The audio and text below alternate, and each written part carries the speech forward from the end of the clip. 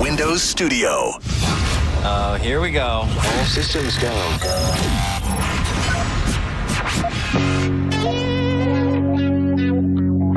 This is the true story about Mac.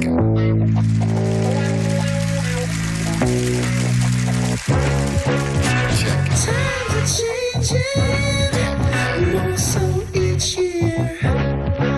But the early morning storm pimp is here. 3, 2, 1. People are expecting quite a bit. Gotta figure out how to make money on this. I really want to. I can feel it down in my plums. They're getting a nice bluish hue. Getting ready to take them to the farmer's market. Okay, baby, but don't hurt yourself with that big juicy hog of yours. In hard times, or when a man has worked at a job 30 years, they give him a watch, kick him in the butt, and say, hey, a computer took your place, daddy. That's hard time. And those cars are going real fast and real laugh, son. But he's gay. He's blind. You ready? Wait. So we're just gonna wing it? There's a big difference between winging it and seeing what happens. Now let's see what happens. And now, it's Senning Show with your host, John Senning.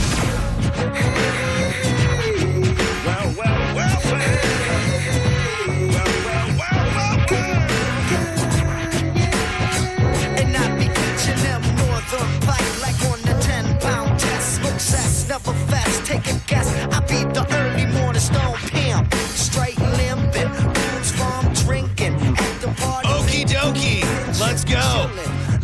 Welcome to Senning Show. It is a baby Friday. Shout out to SBK. I saw on social media he just had a birthday. So happy belated birthday to SBK. Don't be a stranger. Hell of a program headed your way this afternoon. I am John Senning. He is Dizzy. We got our buddy Dylan Catrone's going to join us live on tour. Yes. He'll be on the phone. We're going to debut his new single and talk about Next Big Thing. He is on the bill for Next Big Thing with Yellow Card and Water Parks. But we kick off the program with a man we love so much. A man who legitimately had people worried. I don't know if you know this. I got a phone call from our consultant after the show who didn't hear the whole thing that said, I just wanted to call and check in on your buddy Mo DeWitt. I was worried that his plane crashed. His plane did not crash, and he is here. He's Tampa's injury attorney. He's just call MOE.com, Mo DeWitt. And John, would you call him the muscle, the face? Oh, I like that. The brain? Like, what would he be behind the Just Call Mo operation? He's a scrawny muscle behind the market. Yeah. I'll take it. Whatever. He strikes me as the kind of guy that you don't want problems with. Like, he may seem, like he's not a scary figure, but if it came down to it, he'd get you in a I'll cut you. Yeah, in a triangle choke or something. Is he the Bert to your Ernie? Yeah. Essentially? Or why are we using them? What are you trying to say? You know why. Yeah. We did drive here together in the Momobile. So. Yeah, I did see I saw the Momobile out there. The question is who drives? I drive. I actually drive it all the time. Yeah, like that's your personal vehicle almost. I mean, Mo owns it, but I drive it all the time. Okay. Yeah. Look at that. Mo, how the hell you doing? Doing great. Last we spoke to you, I was doing it on purpose. I even told you, I said I like to build a little intrigue to make people think that your plane was potentially going to crash. I may have pushed it a little too far because the amount of like it. Yeah, the people that thought like there was legitimate danger, but you were in Nashville? I was in Nashville. I mean, it was a rough day flying. That was true. Did you ever fear for your life though? No. Not that day. Okay, but we have in that plane. Yeah. Oh gosh. We were talking yesterday. There's the story about that just off the coast of Florida, Melbourne. the 11-seater, 11 people on board ended up in the ocean and had to soak out in a raft for like 5 hours. And on JP's show, we picked who we'd want on a raft. Oh, yeah. Three employees. Yeah. All of us picked you at least. Oh, yeah? You were on everyone's raft, John. Damn. Is that because I got a little extra meat on my bones and you could eat me if need be? Like, well, you're an outdoors guy. I imagine your shoes will be off on the raft, and you'll bring joy to everyone and calm everyone up. I'm a locker room guy. I'm a vibes guy. And you're a brainchild. Like, you're going to put your brain together with other people, try to figure out stuff. Dude, I'm honored, dude. Yeah, Thank you. I really. The problem is, Mo, is that John does not have much meat on his bones. If you ended up on a raft with this guy, it would be slim pickings when it comes to how much you would have to eat. It's true. We'd have to fight to see who is going to eat Mo, the other one. Mo, Mo, you look like you got some nice tender flanks. I'm a little meaty. Yeah, all that chicken parm flavors him. If I, oh yeah, it's delicious. If I had to take a nice flank steak off of somebody in this room, it'd be you, and I mean that with love. Speaking of parm, Mo DeWitt, he is a parm aficionado. He travels the world eating chicken parm, and you can go to moeatsparm.com to find out and see some of the places that he's visited and check out some of the reviews. We are going to lean on the audience today, preferably in St. Pete. Is that the plan? St. Pete or Tampa. St. Pete or Tampa. Yeah. We're looking for 2, maybe. Yeah, 2. We'll see how the day goes. Yeah, so maybe we're 3. looking for at least 2 or 3, not just they got a good chicken parm. We're looking for the place that has the best chicken parm in St. Pete and Tampa, and we will take your recommendations because when the boys leave here today, they're going to go eating some chicken parm. So 800-771-1025. If you have a legal question, if you have a chicken parm recommendation. Or conundrum, maybe a chicken parm problem, Mo can solve it. Oh, how about this? Let me set one up. So I'll mention the restaurant by name because I know you guys are going there. Olivia. They're going crazy viral because they come out. It's going to be packed now. Mo's going to be there. They're all going to show up and come see him. They take the cheesy sauce stuff. They like bring it out and they pour it over the chicken parm. And it's like a bougie restaurant. Yeah. Mm-hmm. Hang with me on this one, Mo. Server walking to table, ooey gooey saucy cheese platter, trips and falls onto my baby. My baby's face is covered in molten hot cheese and hot arrabbiata sauce. I own the restaurant and the easily. I'm taking that case all day long. It is a danger just to even do it. To be honest with you, it is kind of just dangerous. I'm just going to put it out into the universe. Not going to say anything too soon or get too crazy with anything. But can we all just agree and say that it's okay to say that the Just Call Mo Grand Prix is in the works? In the works. Nice. In the works. Nice. And maybe sooner than later, we may be able to say more than just in the works. We may be able to keep your Julys open. Just the whole month of July. Keep it open for Mo. You're the businessman, so if you're willing to say that, then I guess everything's okay. These people probably have chicken parm recommendations, so let's get a couple of those out of the way before I hit you with some legal briefs. Senning Show, you're live on the air. Who's this? This is Donnie. Donnie, what up, dog? I got a chicken parm place, but it's in Lakewood Ranch, Sarasota. Okay, thank you. Tampa or St. Pete? We don't have to play with us. We could have gotten it for the list. Tampa. Oh, sorry. You should have let him talk. I mean, Mo travels. Parm will travel. It was more about the principle at that point. Yeah, exactly. Follow the parameters. If we can't just take very basic instructions of Tampa St. Pete, then what do we know about this guy? Senning Show, you're live on the air. What's up? Hey, John, Dizzy, and crew. What up? It's Cowboy. I know the Cowboy. Hey, Sardo's on Almerton. Sardo's on Almerton. All right, I'm writing this down for the boys. Would you put this as your favorite chicken parm? He's from Brooklyn. Yes, he's from Brooklyn. Yes. All right. Well, it's officially on the list, Cajun Cowboy, and we're going to pretend like you don't owe us a big vat of gumbo. We're going to pretend like you haven't been promising us that for years now. Best damn pizza, too. You totally blew past it. All right, thank you. It's your show now, Cowboy. Thank you, Cajun Cowboy. It actually sounds like it's called Super Sardos. Sardo. That's what it's called. It looks like it's officially Largo.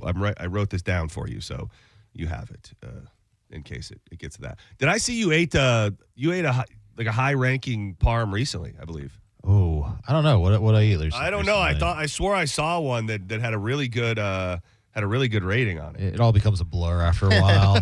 And I don't marinara brain. I don't want to say this is from somebody who would never go out and order a chicken parm. Yeah. What's wrong with you? Well, it just feels like they could really all start to blend together. You got fried chicken, you got red sauce, you got cheese, you got. Well, that's the beauty of it. It's very simple but very complex at the same time. Pass that to Mo. Look at that. What do you grade that just on looks? Oh, wow. Wow. The eye I like how test. we're passing photos of pasta and chicken parm amongst 4 men here. You're like, check this out. check out the crust on this bad boy. It's a little saucy. Looks hard.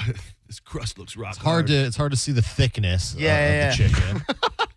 But it could be a thick boy. We're not sure. I mean, I give it like sorry.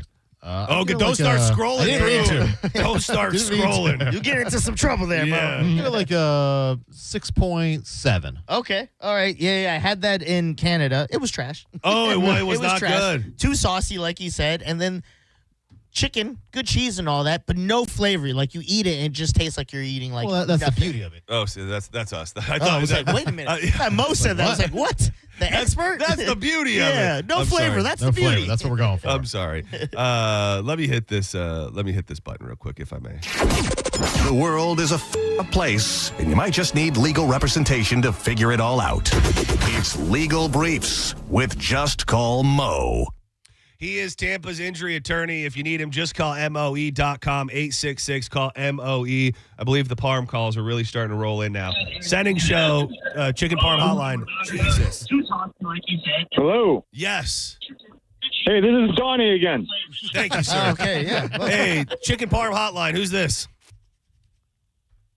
I'm Chicken Parm qualified from Brooklyn Italian. You sound I would like have it. to say Sacred Pepper. Sacred Pepper. We talked about that with we talked about that with Joj because her family is involved with that. So that's a hell of a selection. I did write it down, and thank you. You said you had it, right? Yeah, a long time ago before Cat Named Mo's famous comedy show where Spike did hysterical 5 minutes. I will tell you this, that day, That's why we don't see him. That day, all jokes aside, made me question everything I thought I knew about Spike. Because it wasn't, were you there? No. It wasn't bad. I was out of town. And it made me feel like maybe his whole persona is just a bit. Like maybe it was like self-aware, and the way that he kind of flowed through stuff, it just made me look at him in a different way. In a good way. I think it's a little both. I think he has a kind of character he leans into, but then there is authenticity in there. Yeah, it was interesting. I mean, did you actually think it was good, Mo? I mean, he was extraordinarily nervous, which made it kind of funny. I don't remember it specifically enough, other than just like I remember Spike. Maybe it's because my bar was so low, but I just remember being fairly impressed. Speaking of comedy, I don't know. We talked about it on the air. I was texting with you. The amount of people that hit me up, David Jolly rocking the Just Call Mo hat on an episode of Kill Tony. Yeah, that's pretty sweet. Yeah, no, he's a good dude. He's a super good dude. From Orlando. We've had him on at the Just Call Mo Comedy Jam at least twice. Twice. I Okay, think, 2 times. Yeah. I think he might be one of the more underrated characters on Kill Tony. Like, I don't know whether he has a golden ticket or he's a regular, whatever they would call him, but every time I feel like he's hilarious. We saw him open up for Tony Hinchcliffe at Ruth Eckerd a couple years ago, and he absolutely killed it. Do you guys know, is he Cam Patterson's uncle actually? Or is that a bit? Question. I don't know the answer to that. I mean, he told me one time, he's like, Cam Patterson's going to come to your comedy jam, or if he does, I'm going to call his dad. So maybe? I'm not sure. He was presented that way initially, and they don't really say it anymore. And they're obviously, at the very least, both from Orlando. Yeah. So I wondered what the connection was there. Let's see if we get another Parm recommendation. Senning Show, you're on the air. Hey, I have a recommendation for chicken parm. I feel like this is you have bad energy, dude. I feel like you're going to say something not related to chicken parm. Or just Olive Garden. No. I work at an Italian restaurant. It's called Riva. Okay, how do you spell that? Riva. Where is it? Longboat? It's on Longboat Key, yeah. I thought he was walking us to a So did I. I was working like through it. Riva. All right. A little out of the range for today, but I did write it down. You put your chicken parm up against anybody? I mean, hell of an endorsement, my friend. That guy's got passion in what he does. Yeah. I mean, I think maybe. I was actually there a few weeks ago, but it did not have the chicken parm. I got a D's nuts joke for the Riva. Yeah, lay it on me. All right. You should go to Riva. Riva? Yeah, I Riva these balls on you. That was pretty good. In a moment. That was Thank you. that was pretty damn good. Hold on. I had a couple other notes that were not necessarily news stories related.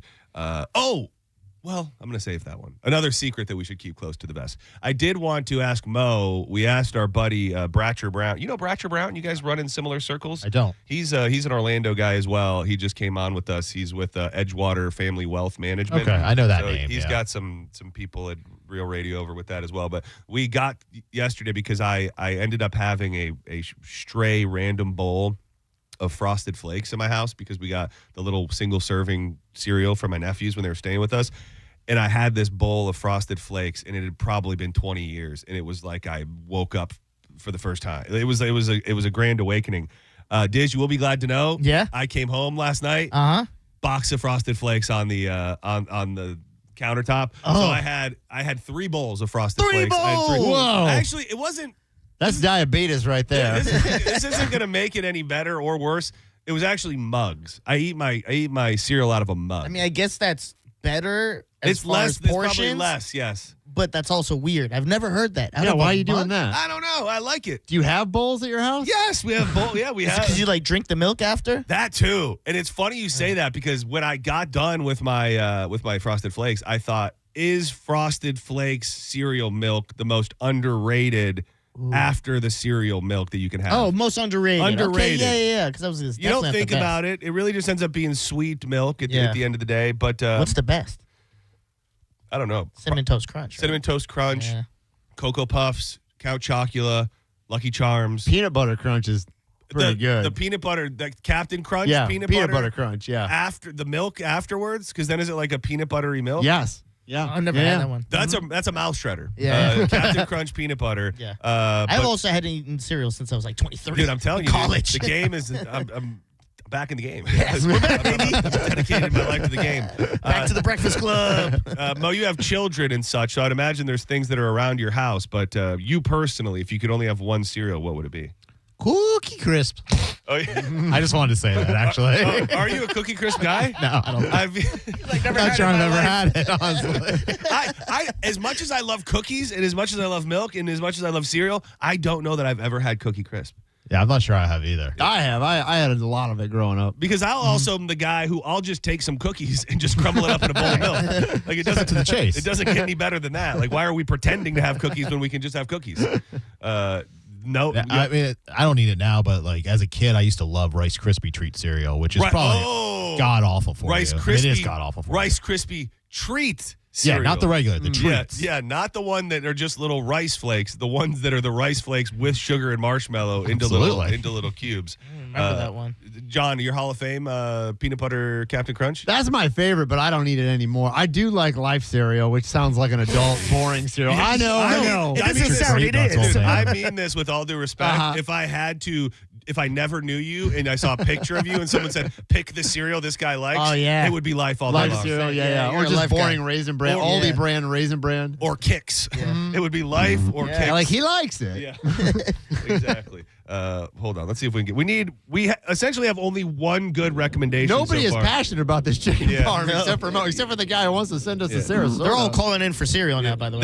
That you're probably right. Senning Show, you're live on the air. What's up? Yeah, hi. This is Neil. What up, Neil? How you doing? We're doing pretty good. So, better than your I phone don't know connection. if it's on your destinations for tonight, but if you're ever in Brandon looking for a chicken parm, hit up Allegria Italiana on Oakfield. Vito is real deal Paisan from Bay Ridge, Brooklyn. He knows how to make a chicken parm. All right. I'm putting it down. Palagrio? Allegria, Allegria Italiana. Yep, I got it here. Okay, you got it? All right.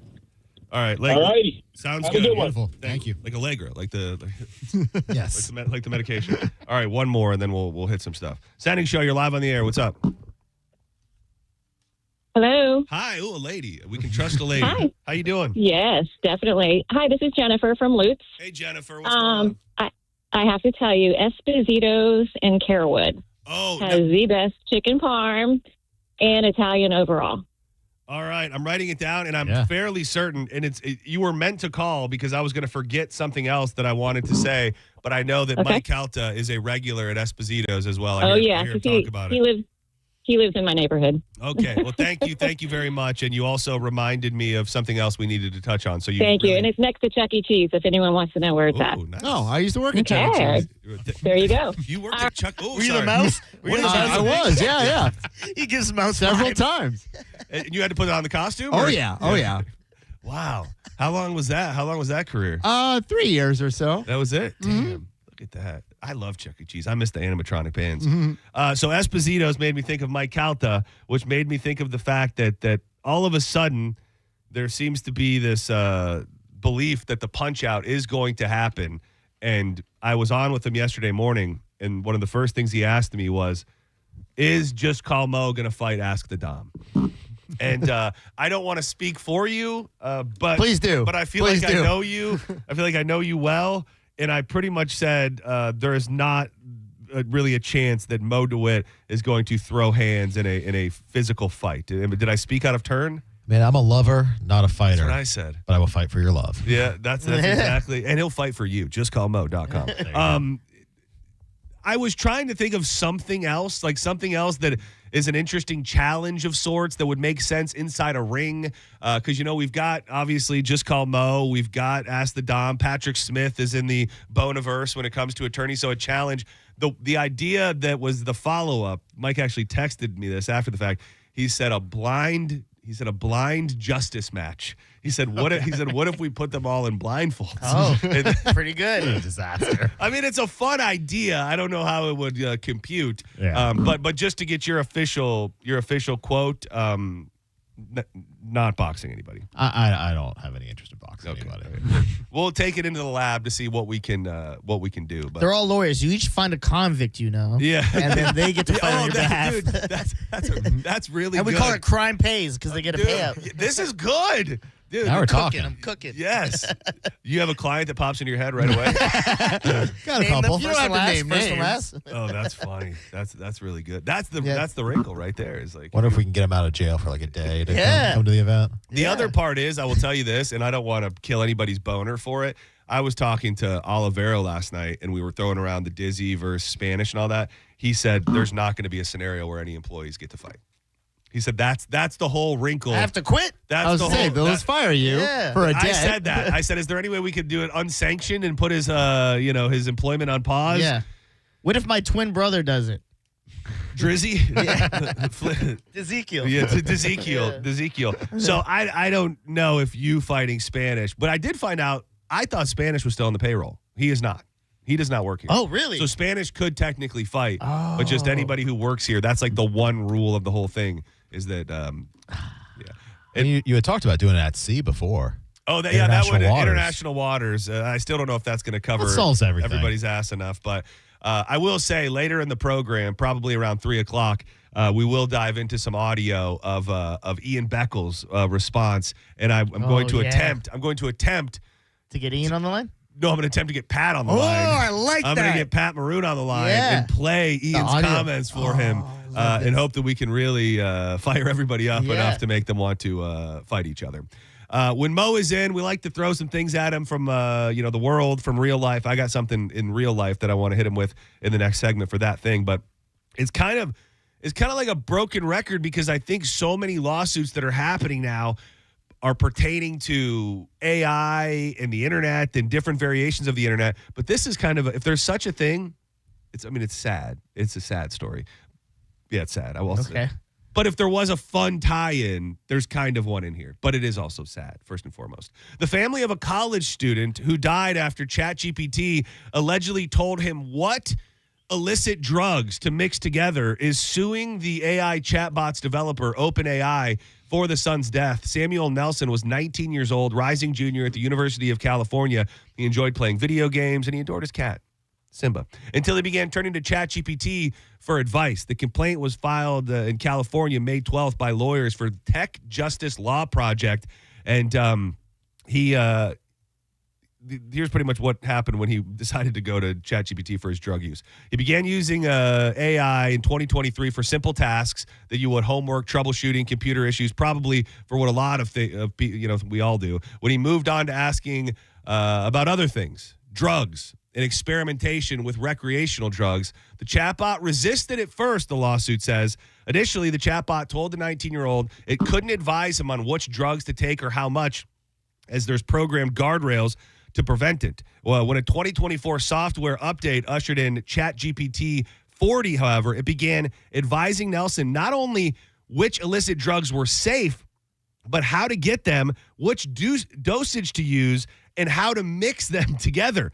At this point, they claim that ChatGPT had already earned this kid's trust and began offering advice about drug interactions and dosing in a manner designed and mirror reliable professional advice. I know that not every one of these cases, Mo, is created equally, but is this always, at least in the immediate future, going to be an uphill battle to end up getting any responsibility on the end of these chatbots and AI for the bad advice or crazy advice that they give? I mean, I think so. I mean, historically, information is not actionable, right? I mean, there's the classic case of like, you can find out basically anything on the internet. That person who's providing that information is not liable for your actions. And now we're seeing these lawsuits that kind of goes against that. We haven't really had a ruling from a higher court yet as to whether this is going to be enforceable or not. I know there's been some verdicts, but ultimately those are going to be appealed to higher courts, and they're going to make a determination as to what they're going to allow and what guardrails these AI bots need to have in place to not get sued and to prevent these kinds of stuff. Or is it on the user? Is it ultimately the user's responsibility to do with the information and act responsibly? Well, and it's ultimately, correct me if I'm wrong, if anybody knows differently, it's pulling from things that are already out there. Like right. When you put something into ChatGPT, you can see it. It usually shows those little icons of all the different websites and places that it is pulling from. So it is just the evolution of doing your own research, I guess. The complaint goes on to say that the chatbot became an illicit drug coach that helped Nelson regularly select and find new drugs, even making personalized suggestions. At one point, even offered to help him set the mood to use them. The model inserted emojis in its responses and asked whether it could create playlists for him to set the right mood for the drug that he was going to take. Does it list the songs? It doesn't. I'd love to see Sam's playlist. On the day of his death, Nelson asked ChatGPT in the early morning hours for something that would help with his nausea he experienced after drinking and taking kratom. The bot suggested Xanax, and it told him to be careful as mixing kratom and Xanax could be unsafe. It did not mention it could be lethal, and ultimately suggested a dose. And then on top of that, it suggested to take Benadryl as well if the nausea didn't subside in about an hour, and told Nelson to go into a dark, quiet room. In the meantime, he was found unresponsive the next afternoon, and that was enough to take him out. What song you put on your playlist? For my Xanax Kratom Benadryl playlist. Oh, that's a really good. That's a good question.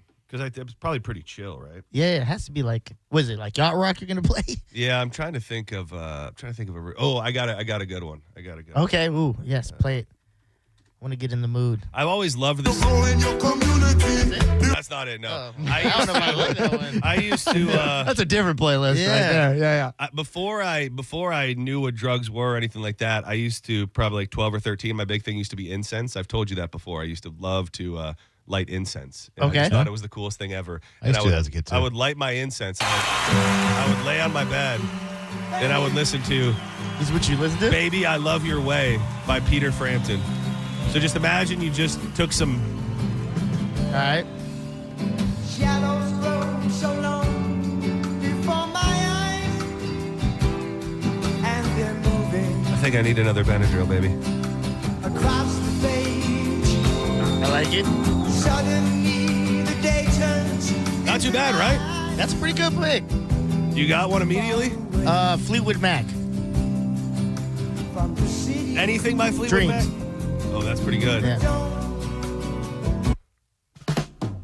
Oh, yeah. Yeah, That's really good.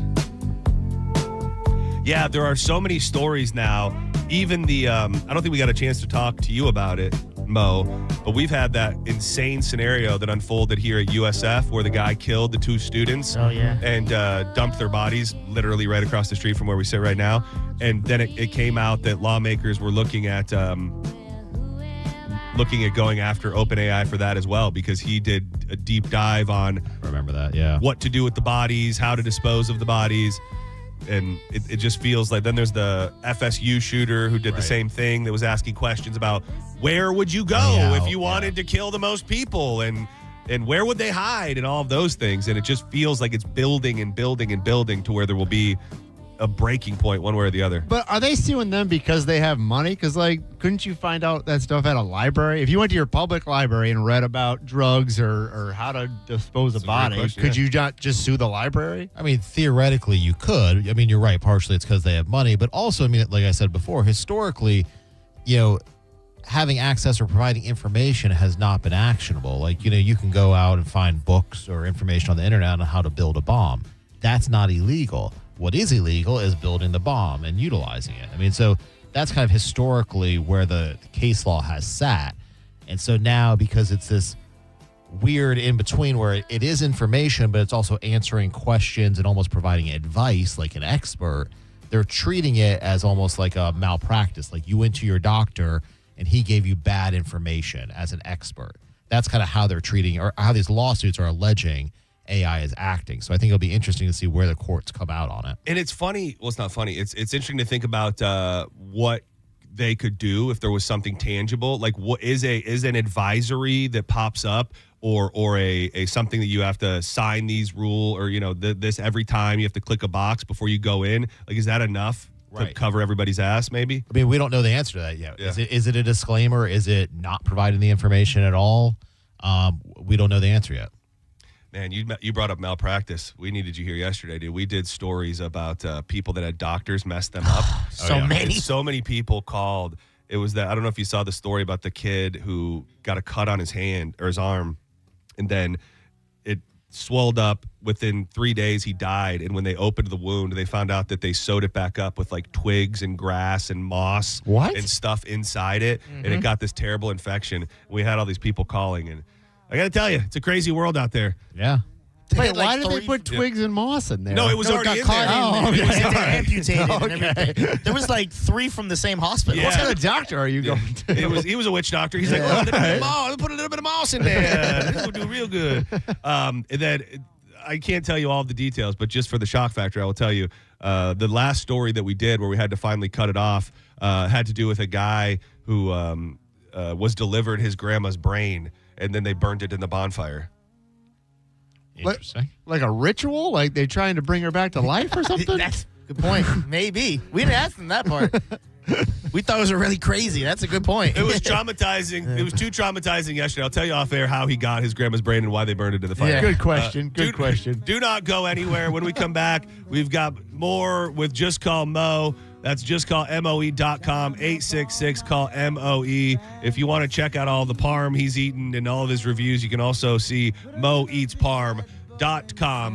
When we come back, we'll dig into that thing. And there's a connection here because they busted this giant operation in the Tampa Bay area of stolen goods.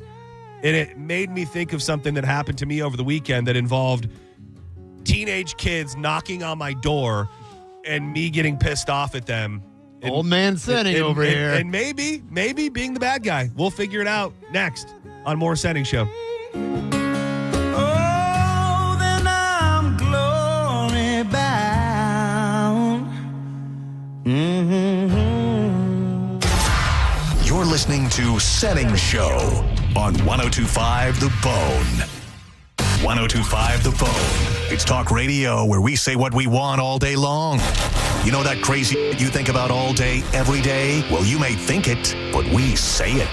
That is 102.5 The Bone. Real raw radio. Hey, it's Alex Flores from Furman Chevrolet in Brandon. You know, as a veteran, it's important to me that men and women who served our country always feel welcome here because you deserve it. And there's a reason we're #1 Chevy dealer in Tampa. At Furman Chevy Brandon, we say yes. Yes to transfer transparent pricing, no dealer add-ons, no inflated markups. Yes to paying top dollar for your trade. And from me personally to all my brothers and sisters who served in the armed forces, yes, you are always welcome here. Come see us on Adamo Drive or visit FurmanChevy.com. Furman Chevy of Brandon. Together, let's drive. At IDC, we honor the legacy of the one and only Keith LeClaire. We refuse to be beat on any diamond, any price, anywhere. You cannot get any closer to the source in International Diamond Center. His competitive spirit, his leadership, his passion for quality. The finest quality at the best price, guaranteed. Anybody that sees it on her hand, they're going to be on, where'd you get that diamond? And who can forget Keith's fun side? If you don't come to IDC, you are nuts.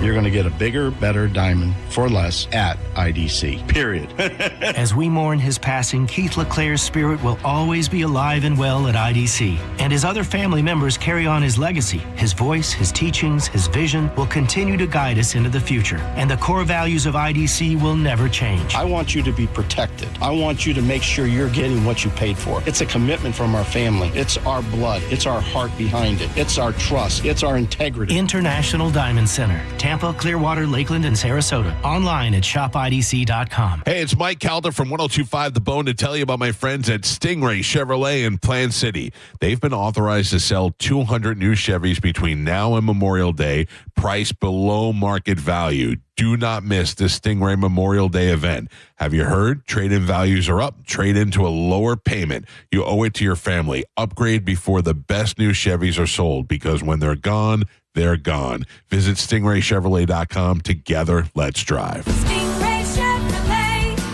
Relax, enjoy the difference. Is your financial advisor managing your risk or just a spreadsheet? Hi, I'm Jeff Jr., founder of Trajan Wealth. Many financial advisors rely on target date funds, which are one-size-fits-all portfolios that don't know your name, your family, or your goals. And that passive management can leave you dangerously exposed. At Trajan, we look at the whole picture, not just the stocks everyone else buys, but the private market opportunities most advisors ignore. And as fiduciaries, we build a strategy around you, coordinating your investments, tax strategy, and estate into one cohesive plan. Your financial life deserves more than just a generic portfolio. Real planning isn't a stack of statements. It's the confidence of knowing where your income will come from for the next 30 years. Good enough isn't good enough for your family. It's time for a change. Schedule your complimentary consultation today. Call 855-TRAJAN-1. That's 855-TRAJAN-1. Advisory services through Trajan Wealth, LLC, an SEC registered investment advisor. Private equity investments require accreditation. Other services through Trajan Estate and Trajan Tax. Additional disclosures at TrajanWealth.com. Men, if you're suffering from erectile dysfunction or PE, you're not alone. Most importantly, you don't have to live with it. Prestige Men's Medical Center restores men's sex lives in just one visit. Their painless breakthrough treatments eliminate ED and PE, even when Viagra and Cialis don't work. Here's Dr. Simovitz, specialist in men's health. Prestige Men's Medical Center's painless breakthrough treatments eliminate ED and PE, regardless of age or medical history. 98% of patients see instant results right in the office. Men are now lasting longer than they ever imagined. And the best part, at Prestige Men's Medical Center, your consultation and first treatment are free. Qualified patients even get their testosterone checked free. Call 813-288-2202. 813-288-2202. Take control of your sex life. Call now. 813-288-2202. I love days like these at the pool, but my moderate to severe plaque psoriasis can sometimes take me out of the moment. I'm ready to make a splash with clearer skin thanks to Skyrizi, Risankizumab Riza. Skyrizi is a prescription-only injection for adults who are candidates for systemic or phototherapy. At 4 months, most people saw 90% clearer skin when measured from head to toe, and many were even 100% plaque-free. People also saw significant improvement in psoriasis symptoms of pain, redness, itching, and burning. Don't use if allergic to Skyrizi. Serious allergic reactions, increased infections, or lower ability to fight them may occur. Before treatment, get checked for infections and tuberculosis. Tell your doctor about any flu-like symptoms or vaccines. Now there's nothing on my skin thanks to Skyrizi, and that means everything. Ask your doctor about Skyrizi, the #1 dermatologist-prescribed biologic in psoriasis. Visit Skyrizi.com or call 1-866-SKYRIZI to learn more. 102.5 The Bone presents the Florida Rock Symphony Summer Concert Series at Ruth Eckerd Hall. Don't miss the music of Led Zeppelin, June 27th, the music of Journey, July 17th, and a tribute to the music of David Bowie, August 7th. See all 3 shows starting at only $99. Details at theboneonline.com. What's your case worth? Injury.com by Morgan & Morgan.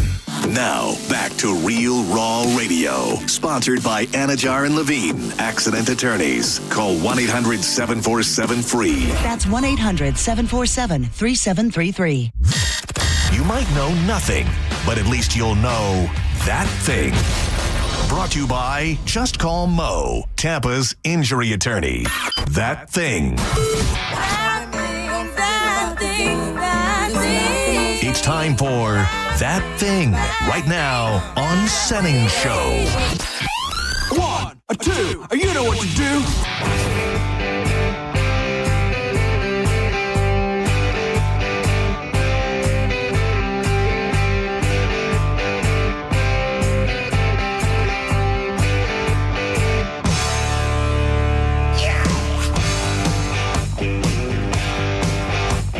Welcome back to Senning Show. We're coming in hot on a Thursday. You about made it through the week. Congratulations. I am John Senning. He is the Brown Thrasher. He's got the shirt to prove it. Dizzy. And joining us, it's always a pleasure, for some legal briefs, for some Parm talk, and everything in between. He's Tampa's injury attorney. Just call MOE.com, Mo DeWitt, and his confidant. Oh, I like that. And I was trying to think of cool words for... Consigliere? Yeah, all of those things. I want to call you Johnny B, but we already have one of those here. So. And my last name is Buster. I know, that's why I wanted to do it. Right. John B. John B? John B. Was that from... No, R&B I was artist. thinking of Hello to Jesus by Jumbo. Oh, Jumbo. A Michigan man, which is always nice to be in the presence of a Michigan man. I think Money Talks is a undervalued song by AC/DC. It is one of my favorite AC/DC songs. Agreed. It was recorded. I don't know if you know. It was recorded in Michigan. I did not know that. I made that up. That's why. Yeah, I was trying to bond with you, and that's all I had. All right, so I had something. There's a story that happened locally with a massive bust of stolen goods. I had only even ever heard this term because I watched a show called Animal Kingdom that's all about crime and heist and things like that. It's somebody who is a fence. They're called a fence or a fencer, or it's called fencing, and it is when you pretty much procure stolen goods from thieves and then you distribute it out in a bunch of different ways. Okay. So I'm going to get to the details on that story in a moment. I'm making a bit of a stretch here, but over the weekend, I was at home. It was a peaceful, I think it was like Sunday afternoon. And first of all, if you're going to knock on someone's door in the year 2026, if it's not an emergency and you're not the police, it better be a gentle knock. Like, it better be like, yeah, don't knock like the police. This was, dude, my dog is 15 and a half. He's on his last leg. It takes a lot to get him riled up. They had Brody thinking that it was World War. He was on guard, hair on the back of his neck, thinking somebody was breaking in the house with boom, boom, boom, boom, boom, repeatedly. And I was outside and I hear it. I go, what is happening? Yeah. Like, something is terribly wrong. So I finally make it to the door, and there's two, and I mean this with all due respect, two little pricks right outside of my front door that look like they're, if I had to guess, and I'm not good at knowing the age of children, but if I had to guess, somewhere between 13 and 15 years old. Okay, Like, teens. They were not early young teens. children, and in their hands. Magazines? No. Candy bars? I wish there was magazines. And I wish they would have had, sometimes somebody comes to your door and they like have a nice little, it looks like a briefcase, and they open it up and those chocolate bars are all stacked kind of nice in there. Yeah. These two kids have 4 full hands of just random loose candy. Like there's Halloween size little Sour Patch Kids. There's like boxes of like movie theater style. Okay. One of them had like a Milky Way, like just completely random loose candy. And he goes, the kid is, you want to buy some candy? And I said, what is going on? At this point, I'm like annoyed. And I go, what is going on? He goes, I really want to buy a dirt bike. All right. He has a goal. Okay, both of your reactions are I'm just saying, he has a goal. I'm surprised that he's going. I thought it was going to be like a school thing or like sports. He's like, I want a dirt bike. Buy this. Yeah. I think it's funny. And he goes, I go, yeah, how's that working out for you? He goes, well, I have $100 already. All right. And I said, $100 selling this candy? And he said, no, nobody's bought this candy. Nobody's bought this candy yet. That was his money to give change to. Yeah. So so I don't know what it was. Maybe it was the knocking.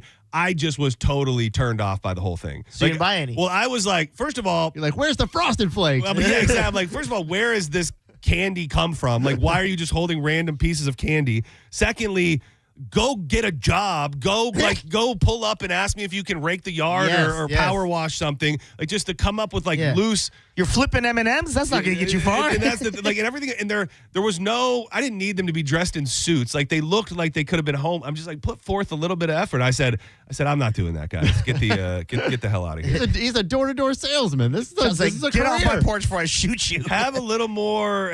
And all I could think was that they stole this candy. Like, I was like, they have been stealing candy. They're entrepreneurs. And now Not your problem. So, what do you care?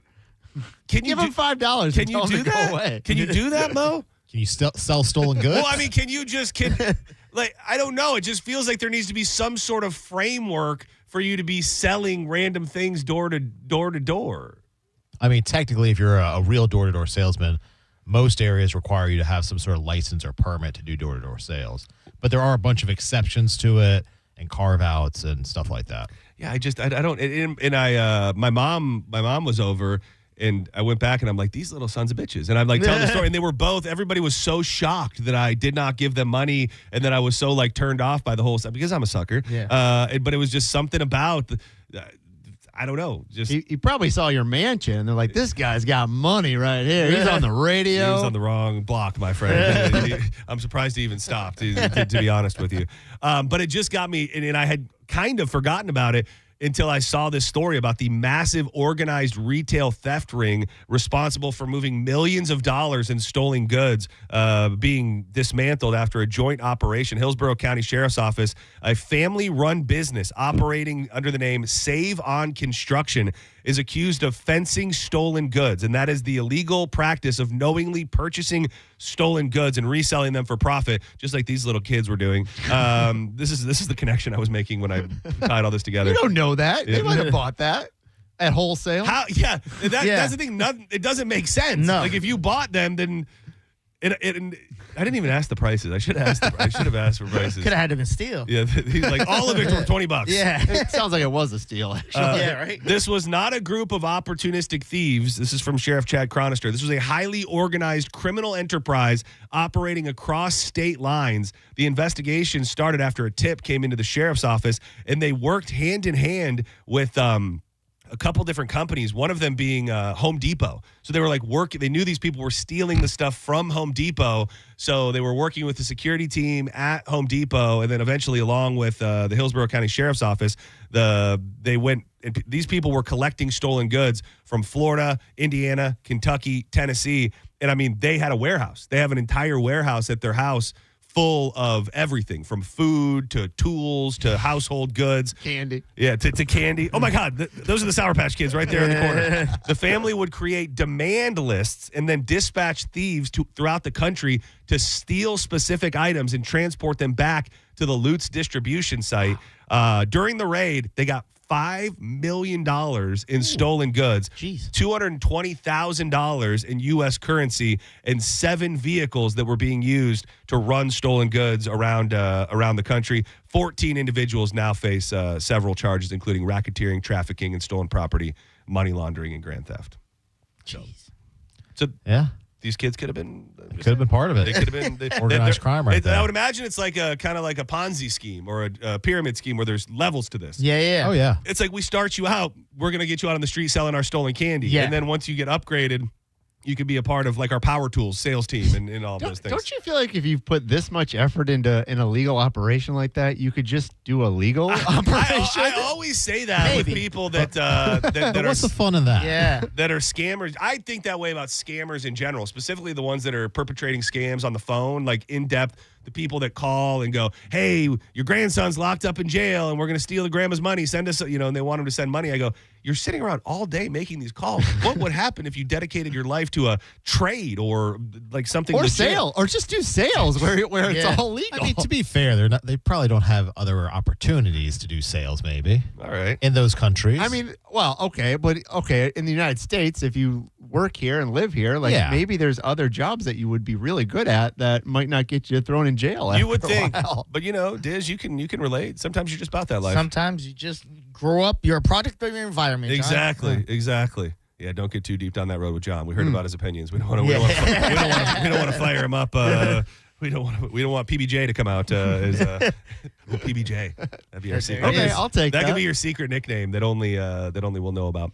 I was holding on to this one that I didn't get a chance to get to in the last segment, and I think there's a tie into that bigger case that's going around, and I think there are some legitimate questions that people would have about like what constitutes sexual harassment in the workplace. This story is out of Alabama, but it's from a restaurant chain near and dear to my heart, former Apple buddy here. I spent many of my formative years working at Applebee's. A restaurant operator has settled a lawsuit over allegations that young workers were harassed. The U.S. Equal Employment Opportunity Commission said the operator of dozens of Applebee's restaurants across the Southeast has agreed to pay $270,000 to settle a federal sexual harassment lawsuit. The general manager at the Chelsea Applebee's in Alabama repeatedly made unwanted sexual comments, advances, and physical contact towards female employees, including minors. This all started in April of 2023. Despite complaints about his conduct and the general manager's prior history at other restaurants, the company failed to act.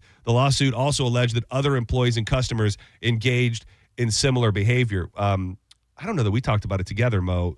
This J.P. Morgan suit has been all over the news. That's the story that we did have a lot of fun talking about, where the guy, I guess a lot of his claims were all lies, but he said that his boss was slipping him roofies and Viagra, and these are not the opinions of Just Call Mo. This is a quote from the lawsuit. The famous moment where she ripped her top off in the office and said, "Your fish-headed Asian wife doesn't have cannons like these." I've heard Mo say that, actually, to me. Does he do that to you? Yeah. We're supposed to talk about that. Signed an NDA for a reason. This is the guy supposed to be looking out for you, Mo. What the hell? So like that, and that is crazy because almost immediately they came out and said that they had done this investigation. It was all lies. The guy has a history of lying about a bunch of different stuff. But when it comes to things like that in the workplace, I guess my question would be like, what is the line of criminal activity, and when is it something that you could potentially have a case on for a civil lawsuit?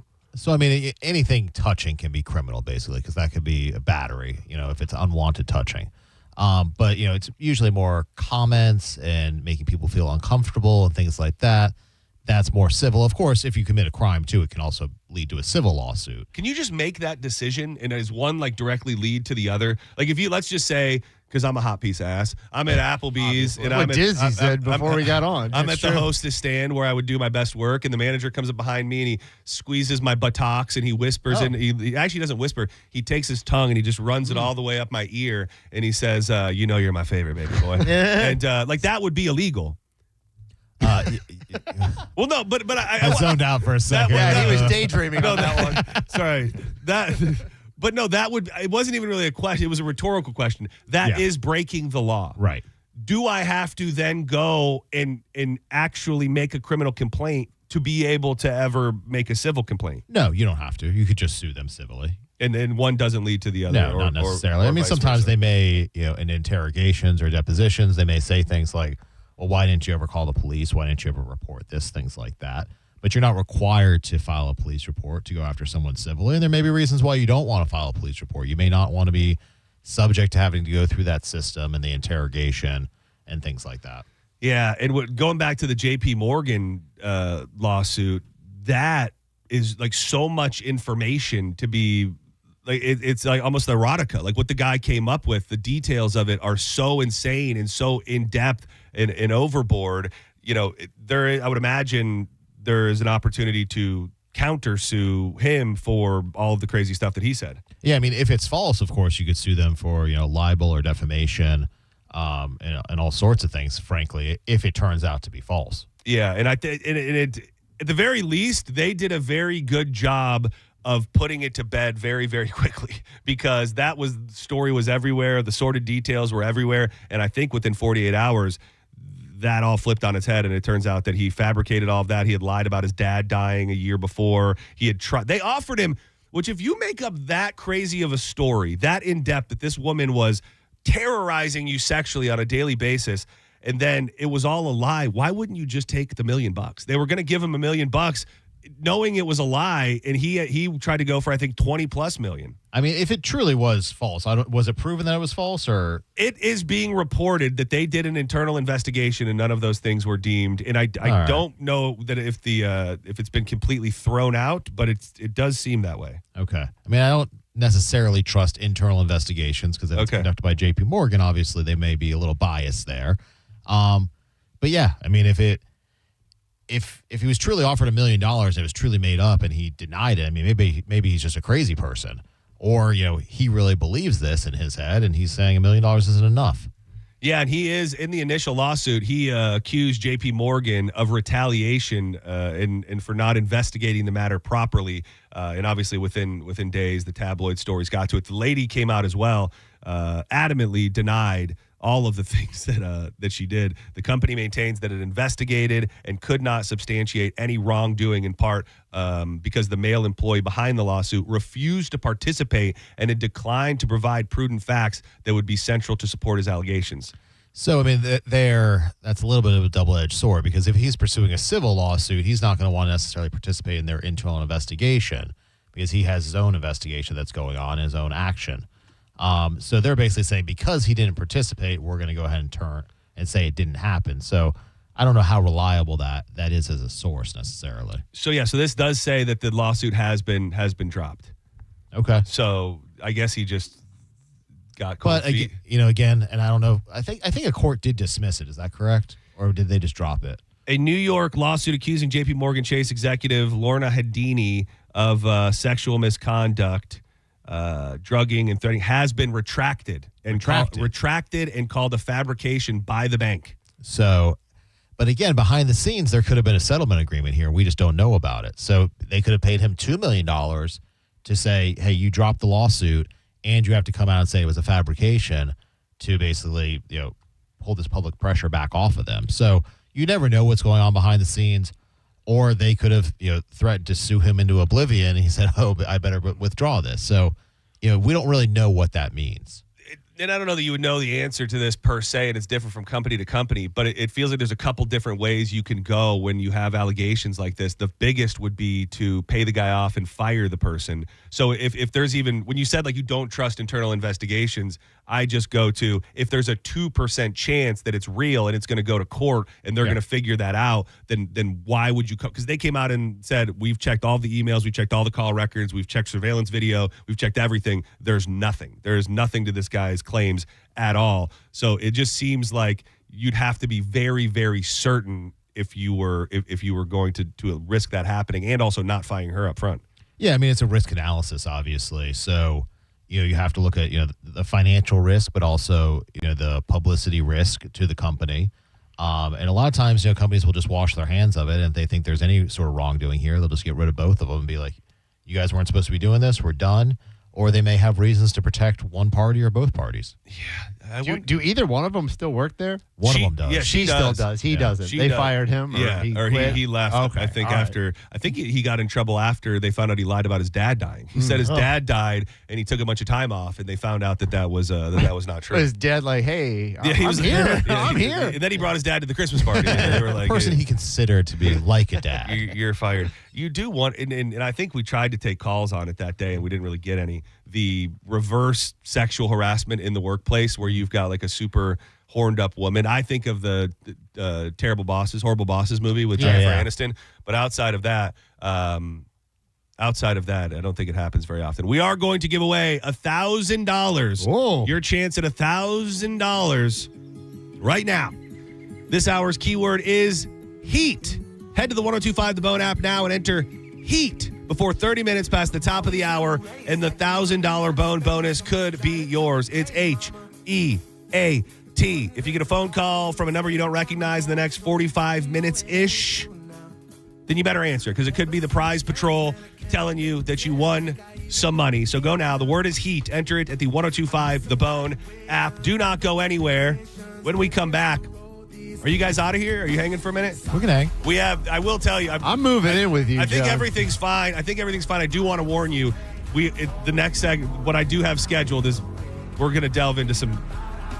I'm looking for people who have stored illegal things inside their body. You better stick around for that then. If you for whatever reason, because you thought you were going to get in trouble, because you were in jail, whatever it is, I want to know what you stored inside of yourself. Because this story out of Michigan, go figure, about a woman, we touched on it very briefly at the end of the joints yesterday, and what she was able to hide inside of her body. It's honestly fascinating. And we've got Chris Stapleton tickets and Dave Matthews Band tickets. If you have stored something inside yourself, don't go anywhere. More Senning Show on the way. Tease Energy. It's the pouch that you dip between your cheek and your gum. It's full of vitamins, minerals, tea-cut herbs, and caffeine that's going to have you feeling focused as can be all day long. I love this product. I've never been a dipper or had chaw in my jaw in my whole life. Something about that tingly feeling and the energy that it gives me, I absolutely love it. If you're trying to beat a habit, dipping, vaping, zenning, smoking, maybe just staying away from the snacks, Teaza can help. You can stock up at TeazaEnergy.com. Use the code BONE20 for 20% off everything in the online store, and check out the store locator to see where you can get Teaza near you. We love you, Teaza. Why spit when you can swallow?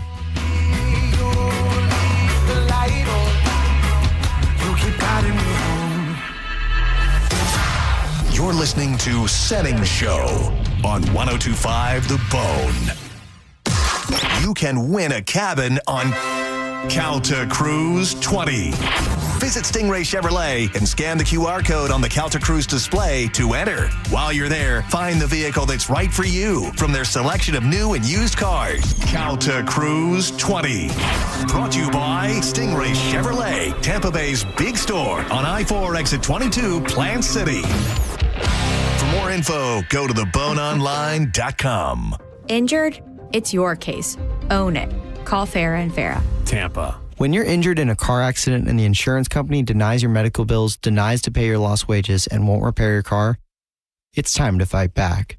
Time to call Farah & Farah at 800-500-5555. Tampa. I'm Dan Morgan of Morgan & Morgan. Last year, millions of people called us for representation. Why? Because trust grows when you win, and we've won a lot. Over $30 billion and counting. When you call America's largest injury law firm, you're calling a family. You're calling an army. Our army. You're calling somebody who will fight for you. Injured? Let our family fight for your family. Morgan & Morgan. ForThePeople.com. Injured? Dial Pound Law. Offices Tampa, St. Petersburg. Hey, it's Mike Calder from 1025 The Bone to tell you about my friends at Stingray Chevrolet in Plant City. They've been authorized to sell 200 new Chevys between now and Memorial Day, priced below market value. Do not miss the Stingray Memorial Day event. Have you heard? Trade-in values are up. Trade into a lower payment. You owe it to your family. Upgrade before the best new Chevys are sold, because when they're gone, they're gone. Visit StingrayChevrolet.com. Together, let's drive. Stingray Chevrolet. Relax, enjoy the difference. Hey folks, it's Bruce Woodburn here, the Lone Arranger. I've helped over 10,000 families become homeowners. And I'll tell you something right now, it's a buyer's market. Sellers are offering closing cost credits. They're making repairs, and there's plenty of room to negotiate. That wasn't the case a year ago. Waiting for rates to drop? That's like waiting for gas to hit $1.25. Sure, it might happen, but how long are you going to sit on empty? Meanwhile, home prices just keep climbing. Marry the house, date the rate. You can always refinance later later when the timing is right. And don't forget, I've got programs with 0 down payment, low down payment options. And if you work with one of my vetted real estate agents, you can get up to 25% of their commission back in your pocket for closing costs. Folks, I'm not here to sell you. I'm here to help you win. Call 407-706-3313. That's 407-706-3313, or go to WeBringYouHome.com. That's WeBringYouHome.com. Finding great candidates to hire can be like, well, trying to find a needle in a haystack. Sure, you can post your job to some job board, but then all you can do is hope the right person comes along, which is why you should try ZipRecruiter for free at ZipRecruiter.com/radio. ZipRecruiter doesn't depend on candidates finding you. It finds them for you. Its powerful technology identifies people with the right experience and actively invites them to apply to your job. You get qualified candidates fast. So while other companies might deliver a lot of hay, ZipRecruiter finds you what you're looking for. The needle in the haystack. See why 4 out of 5 employers who post a job on ZipRecruiter get a quality candidate within the first day. ZipRecruiter, the smartest way to hire. And right now, you can try ZipRecruiter for free. That's right, free at ZipRecruiter.com/radio. That's ZipRecruiter.com/radio. ZipRecruiter.com/radio. ZipRecruiter. You know that Climate Design's been installing AC in Tampa Bay for over 50 years, including Train. Well, they also handle plumbing and electrical work too. So if your kid flushed a toy, your toilet's flooding, call Climate Design. With over 1,000 5-star reviews, you can count on Climate Design Home Services for peace of mind and total comfort. Call 727-295-1572 or go to climatedesign.com, climatedesign.com. Hey, it's JP. Look, I don't need to be an attorney to tell you distracted driving is bad. Tampa attorney Mo DeWitt sees the aftermath every day. It's awful. Do me a favor. Eyes on the road, hands on the wheel, and keep it right here on the bone. Injured on the go? Just call Mo. Just call Mo.com. This deer season, John Deere wants to give you the home field advantage. We're bringing you the best offers of the season, whether that's cash off on select new machines or a shot at the ultimate Major League Baseball prize package. Because right now, you can enter for a chance to win an MLB All-Star experience for you and 3 friends, complete with travel and lodging for All-Star Week this July. Deer season is going on now through June 3rd. Visit johndeere.com/deer season to enter and view the offers and complete contest rules. Major League Baseball trademarks used with permission. Veterans and active duty service members, when your call to service ends, your mission doesn't have to. Go from GI to IT in just a few months at My Computer Career. Prepare for a high-demand career in cybersecurity, protecting people, systems, and institutions from real cyber threats. Cyber warriors are needed now. Will you answer the call? Go to mycomputercareer.edu/CWP to learn more. That's mycomputercareer.edu/CWP, an elite CompTIA certification partner. VA education benefits are available to those who qualify. 1025 The Bone. Real Raw Radio. WHPT, Sarasota, Tampa, St. Pete. Live from the WeatherTight Windows studio. And now, back to Senning Show. With your host, John Senning. One glass of wine and you're on my mind. One sip of gin and I'm right back in. One shot of tequila and I really want to feel you next to me, yeah. I like a lot of different types of music. Well documented. I have some guilty pleasures. I posted about it yesterday on my Instagram story at the John Senning. I'm pretty sure that this artist and these songs are meant for young teenage girls. Yeah. Cannot stop listening to this chick. Yeah, you posted like 3 things. Dude, I'm telling you, I listen to new music all the time. Yeah. Every day I'm listening to new artists. And it takes something for an artist to just like burrow inside my head and just be the only thing that I'm listening to. And this lady and these songs have done exactly that. Fun fact, though. So I follow her on Instagram, and it says you have one mutual, like one of your friends follows her as well. And I hit this person up, and I said, "It's a 15-year-old girl." I right? said, "No." I said, "Is this a mistake?" Yeah. I said, "Why do you follow this girl?" It was a guy. It's a guy, and he said, "Dude, her songs, they're just so good. They're so catchy. I can't stop listening." So now we've been sending each other videos of her songs and stuff. That's cute. You and John Brennan have this little thing now. Nope. Is it someone here? Yeah. Cat named Mo. Nope. Oh, Johnny B. Nope. Is it someone we wouldn't expect? I would think. I'll tell you this. It's not Drew. No. When I saw that he followed her, I assumed it was a mistake or that maybe like his kids were a fan or Ethan. something. No. Gio. Gio. Okay. Gio is a Stella fella, as we call ourselves. Stella Lefty is a. He's a fellow Stella Yeah, fellow. yep. Okay. I mean, they're catchy songs. When you're nice to me. If you could block out all of the things I already just said, is this song not catchy? On a train back to Boston and we're jumping the gun and I'm telling It's you, not my type of- baby, this She's playing in St. Augustine. Oh, she is? Yeah, August 16th. A at Stella that. fella should know By those herself? things. That's true. Well, I almost wonder if she announced that recently because I've been keeping an eye on her tour dates. That's They what it announced it says 2 here hours ago. online. Stella fellas unite. You guys are taking a trip? Dude, me and Gio packed up the van. Dude, Get an Airbnb while you're over there. You know Gio loves a good trip. Dude, White Castle's all the way there. You guys want to go on the Momobile? Oh, dude, you picking us up? Yeah, I'll pick you up. You can sleep You trying to in be there. a Stella fella too? Oh wait, it's not on our website though, so maybe Yeah, it hasn't been announced yet. I didn't want to push back too hard, but I have been Okay. creeping on her tour dates pretty hard. So you would have been breaking pretty big news. It to me. does say St. Augustine Amphitheater, so let me check. Let me do some research. I have guilty pleasures. I've got a lot of them, to be honest with you. If you've ever hit anything inside your body, we need to hear from you right now. 800-771-1025. Now, the human body is an amazing thing, and they call, I think what they call it's the back area. They call that the prison wallet, right? Yes, Like people do. Yeah. I don't know why I'm looking right at you, Diz, but people do. They Staring into his eyes as you say They it. take things. It happens. People sneak things into prison in their butt. Yes, and I believe if it's in the front for women, they call hoofing it. Oh, is that what it is? That's what I've heard. I've also I don't know if heard. Is it an Alabama hot pocket? No, maybe that's something else. Maybe I made that up. That sounds like a sex position. Maybe it is actually. By the way, I'm John Senning. He's Dizzy. We've got our buddy Just Call Mo. I don't know if he wants his branding on this segment. Maybe he's late. Maybe he's just Moses DeWitt for this segment. JustCallMoe.com and John. Oh wait, what do we call it? PBJ? PBJ. The muscle behind Just Call Mo. So this woman up in Michigan, and we touched on it briefly yesterday, was arrested and then rushed to the hospital after she stole a bottle of wine and hid it inside. The good news is it doesn't say exactly. I think we can all figure it out, but hid it inside of a body cavity. The 48-year-old was allegedly caught by the shopkeepers drinking the bottle of alcohol in Traverse City Liquor. This is up in northern Michigan without paying for it, and returned the next day to get another bottle of Chardonnay. They attempted to stop her, but they were unable to find the booze. That is until the police arrested her and found it stashed inside the unnamed bodily orifice at the jail, at which point she was brought to the medical center for treatment.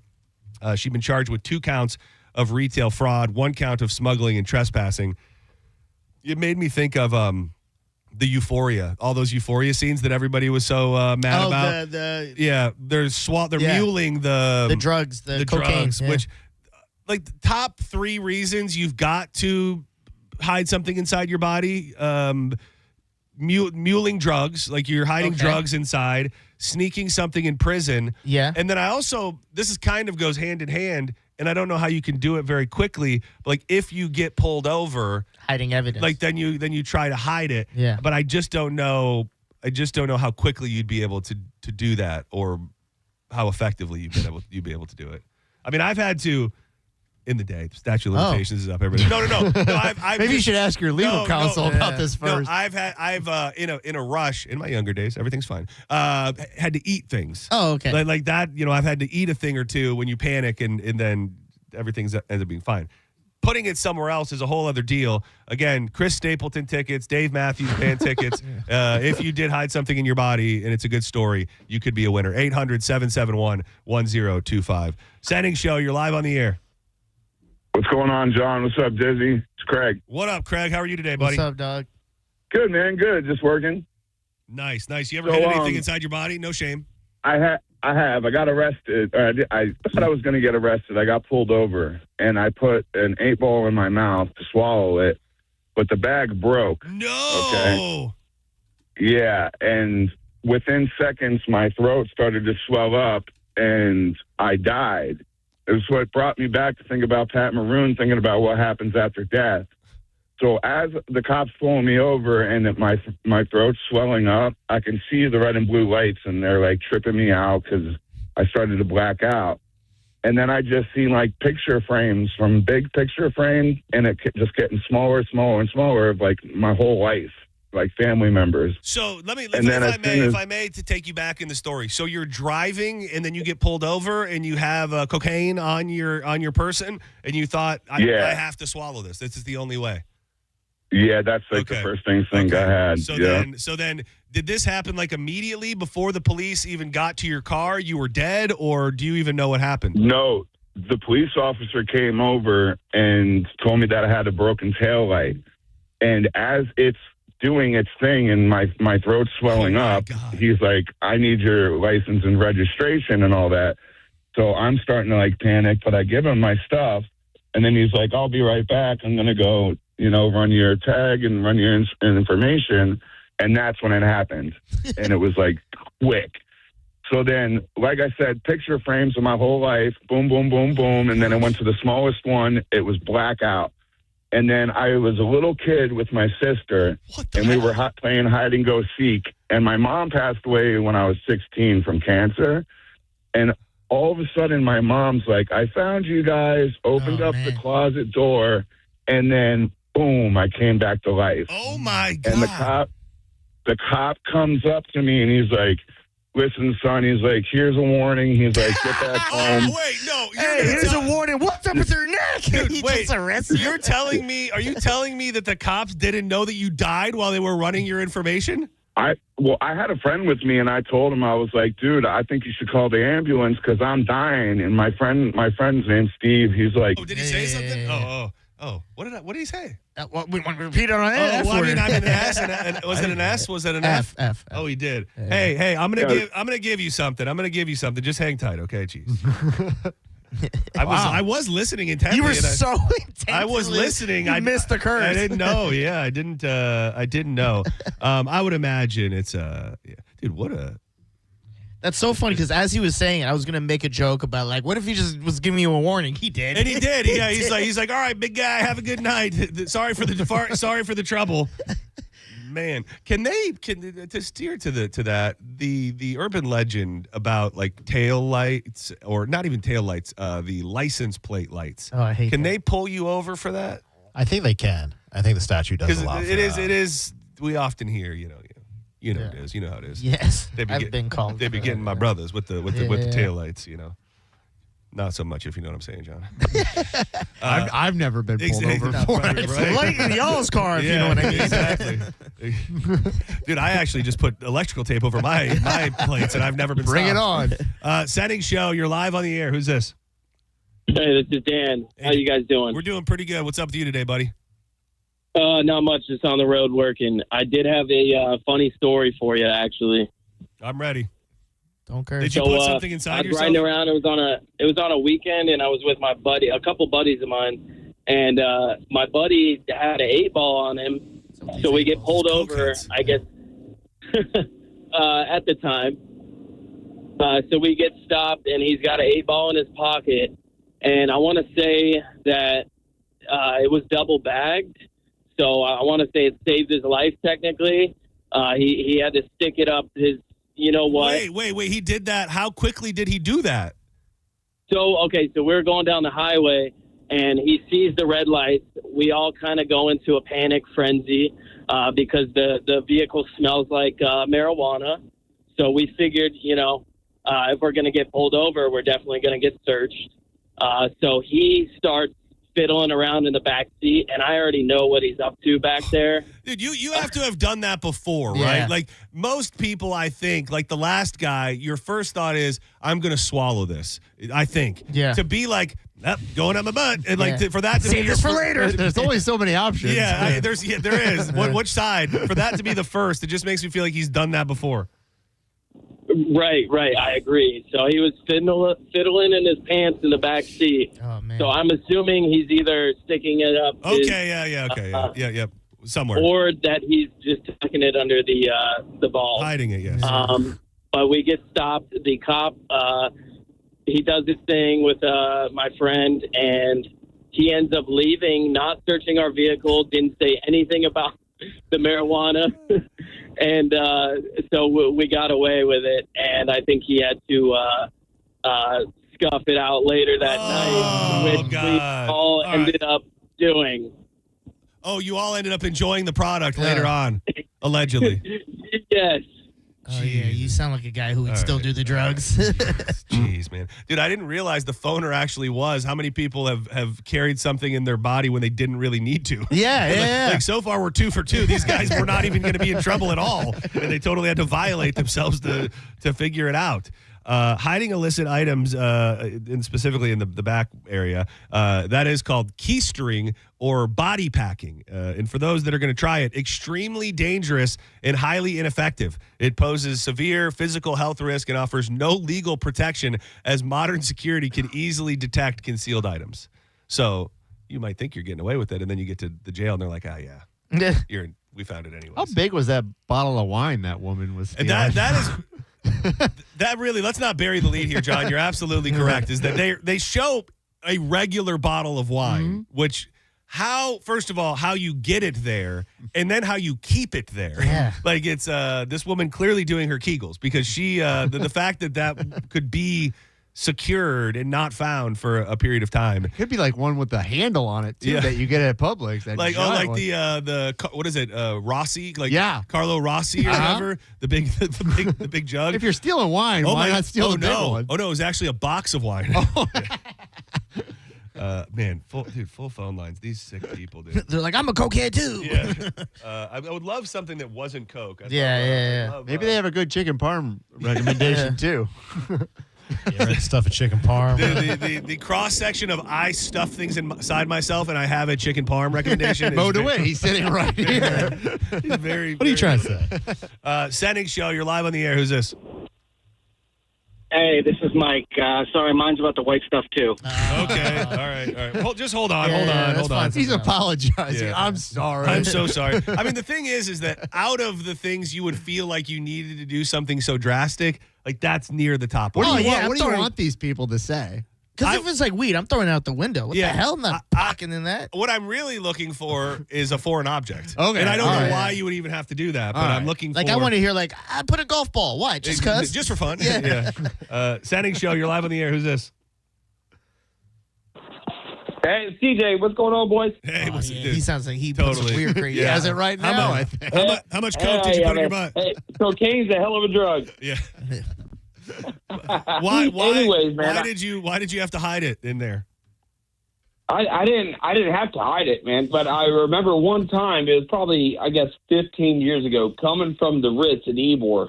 Back then, it was called the Amp. Okay.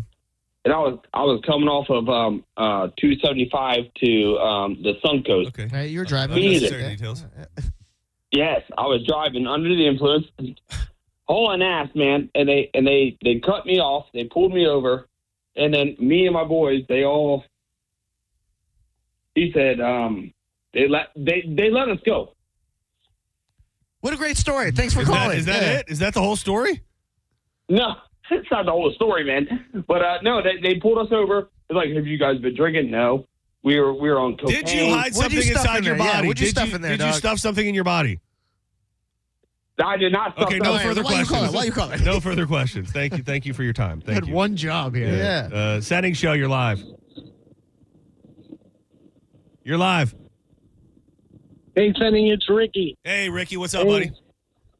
So it's funny because my story ends up just like you just said. The phone calls of all the people putting stuff in their body and they didn't even have to. Oh, geez. Was it cocaine?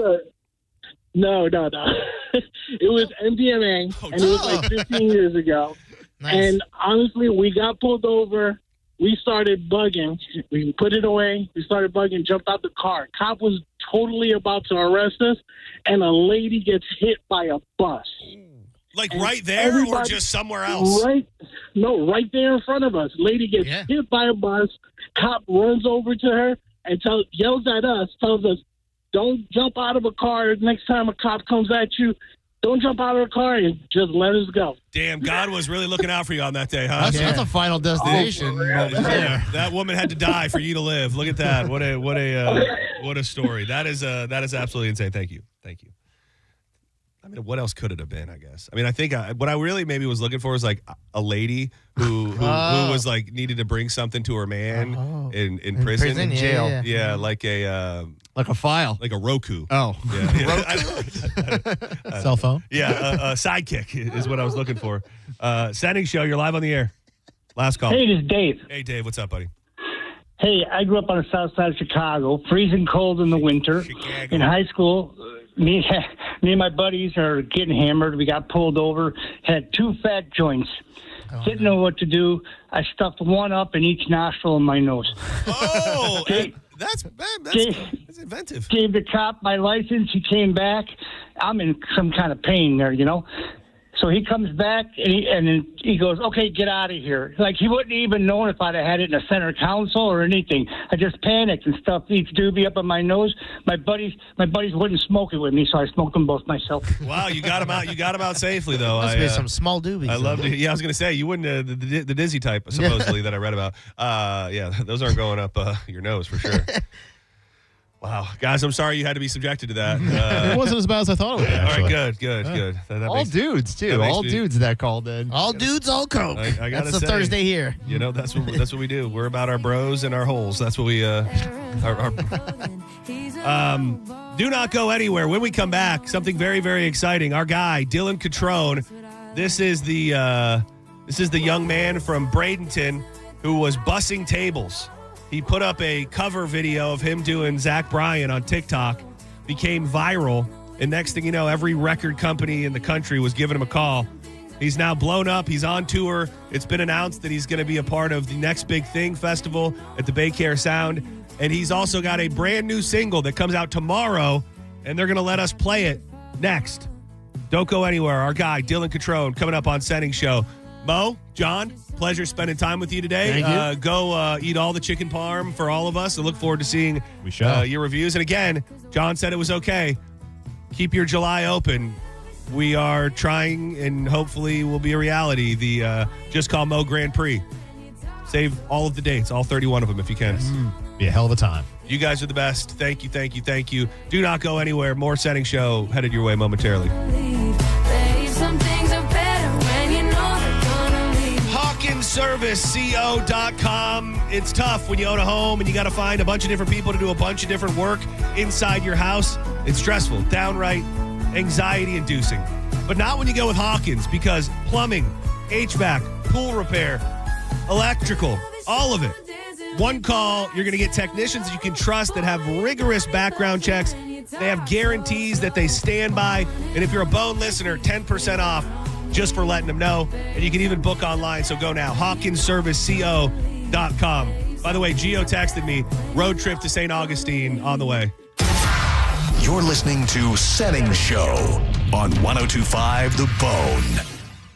Tell us what you think. Head to the 102.5 The Bone app now and leave us an open mic. The Open Mic on the free 102.5 The Bone app is sponsored by 1-800-ASK-GARY. Think you have to travel to New York or Los Angeles to get a deal on a 5-carat colorless diamond in a one-of-a-kind designer setting? What if I told you people from those cities came here for these exquisite pieces of jewelry? Here to International Diamond Center. Welcome to the IDC Prestige Collection, a truly breathtaking array of large, rare diamonds, 2 carats and up, hand-picked for maximum brilliance and certified by the GIA. In addition, International Diamond Center is one of only 14 dealers in the world offering De Beers Forevermark Exceptional Diamonds, featuring magnificent diamonds 5 carats and up, including the rarest and most exquisite diamonds on the planet. The IDC Prestige Collection and the Forevermark Exceptional Diamond Collection are for the discriminating shopper with refined taste and uncompromising standards. No need to travel or have it flown in from a broker. It's all here. Every day, one of America's most impressive displays of large, rare diamonds, along with the most most sought-after designer rings in the world. International Diamond Center, your direct diamond importer. Tampa, Clearwater, Lakeland, and Sarasota. Hey, it's JP. Look, I don't need to be an attorney to tell you distracted driving is bad. Tampa attorney Mo DeWitt sees the aftermath every day. It's awful. Do me a favor. Eyes on the road, hands on the wheel, and keep it right here on the bone. Injured on the go? Just call Mo. Just call Mo.com. A family office is a team built to handle the three biggest financial responsibilities a family faces: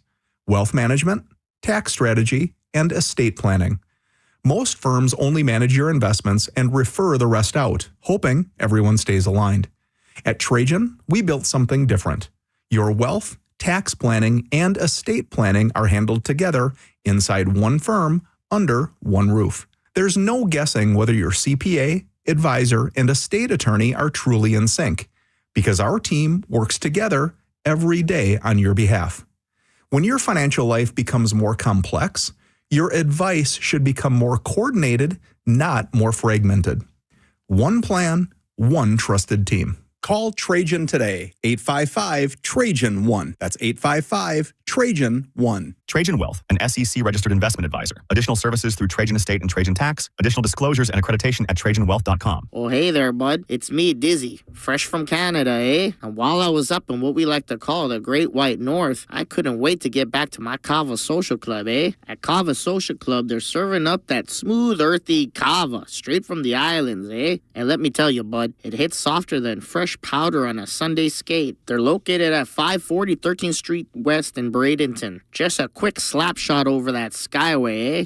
And bud, they got events going on all week. Mandarin classes, chess club, and even some karaoke, bud. Instead of being in your house all day drinking Molson's, bud, you need to get out, eh? Check them out online at thekavasocialclub.com, bud, and find an event that works for you. Bring your buddies, your date, heck, even that one friend who talks too much. They'll mellow out real quick, eh? So don't be a Hoosier. Get yourself down to the Kava Social Club. And it's open 24/7, bud. So anytime's a good time to show off. Kava Social Club, where your vibe attracts your tribe. Boola! You freaking Hoosiers. Are you dealing with bad feet all day? The Good Feet store wants to help you get back to living in comfort. Schedule your free fitting at goodfeet.com. I'm back to doing what I love and more.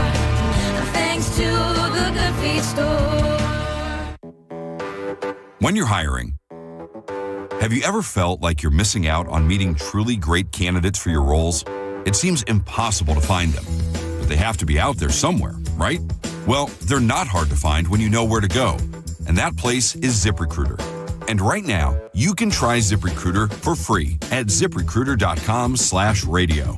ZipRecruiter helps 10 million people with their job search every day. And because these people are actively looking for jobs just like yours, it's easy to find the right person right away. In fact, 4 out of 5 employers who post on ZipRecruiter get a quality candidate within the first day. But if you're not using ZipRecruiter, you're missing out. So see what it's like when the impossible is easy. When you go to ZipRecruiter.com/radio right now to try ZipRecruiter for free. Once again, that's ZipRecruiter.com/radio. ZipRecruiter.com/radio. Never miss out on great candidates with ZipRecruiter. Treaty Oak Revival, Saturday, October 3rd, Mid-Florida Credit Union Amphitheater, with special guests, 80 Acres and Belmont. Get tickets Friday, 10 a.m. at Ticketmaster.com. Treaty Oak Revival, new album, West Texas Degenerate, out now. West Texas Degenerate. Treaty Oak Revival. Mike Calta here for Shark Coast Tactical. This Saturday, May 16th, it's the unofficial SIG Sauer Day. We're talking the SIG P365 Macro, SIG Suppressors, and the Beast, the SIG Spear. Military-grade, next-gen firepower. Will and the crew have inventory on hand, but this stuff moves fast, so don't wait. Upgrade your EDC or build your dream setup this Saturday. It's Shark Coast Tactical, often imitated, never duplicated. They're open slinging freedom from 10 to 6 daily, closed on Sunday, but open online 24/7 at sharkcoasttactical.com. Check them out on Bee Ridge Road in Sarasota and tell them Mike Calta sent you. Patrick was way behind on his IRS taxes. I was in way over my head. The total amount ended up being somewhere just over $30,000. first $30,000. Then the IRS came to collect. Started getting letter after letter. A lien had been filed against me. They were going to basically hang me completely out to dry. He had to do something. That's when I reached out to Optima Tax Relief. Patrick's life quickly got a lot easier. It was very easy, pretty much hands off. They picked up the ball and ran with it. And how'd it go? I couldn't believe it. I had to ask 2 or 3 times. I saved an incredible amount of money. How does Patrick feel about Optima? Couldn't be happier. They definitely helped me. Optima Tax Relief, the best place to call. They're the best in the business. Do what Patrick did and call Optima Tax Relief for a free consultation. Call 800-343-6460. 800-343-6460. 800-343-6460. Optima Tax Relief. Testimonial from an actual client. Some restrictions apply. For complete details, please visit OptimaTaxRelief.com. Get ready, St. Pete. Cold and Alien Ant Farm are taking over Janice Live Friday, May 15th. Doors at 7. 2 iconic bands. 1 epic night of rock. Tickets on sale now at JaniceLive.com. Don't miss it. At Farrah & Farrah, our power comes from lawyers who believe in your case. Tampa. Now, back to Real Raw Radio. Sponsored by Anajar and Levine, Accident Attorneys. Call 1-800-747-FREE. That's 1-800-747-3733. And now, back to Senning Show. With your host, John Senning.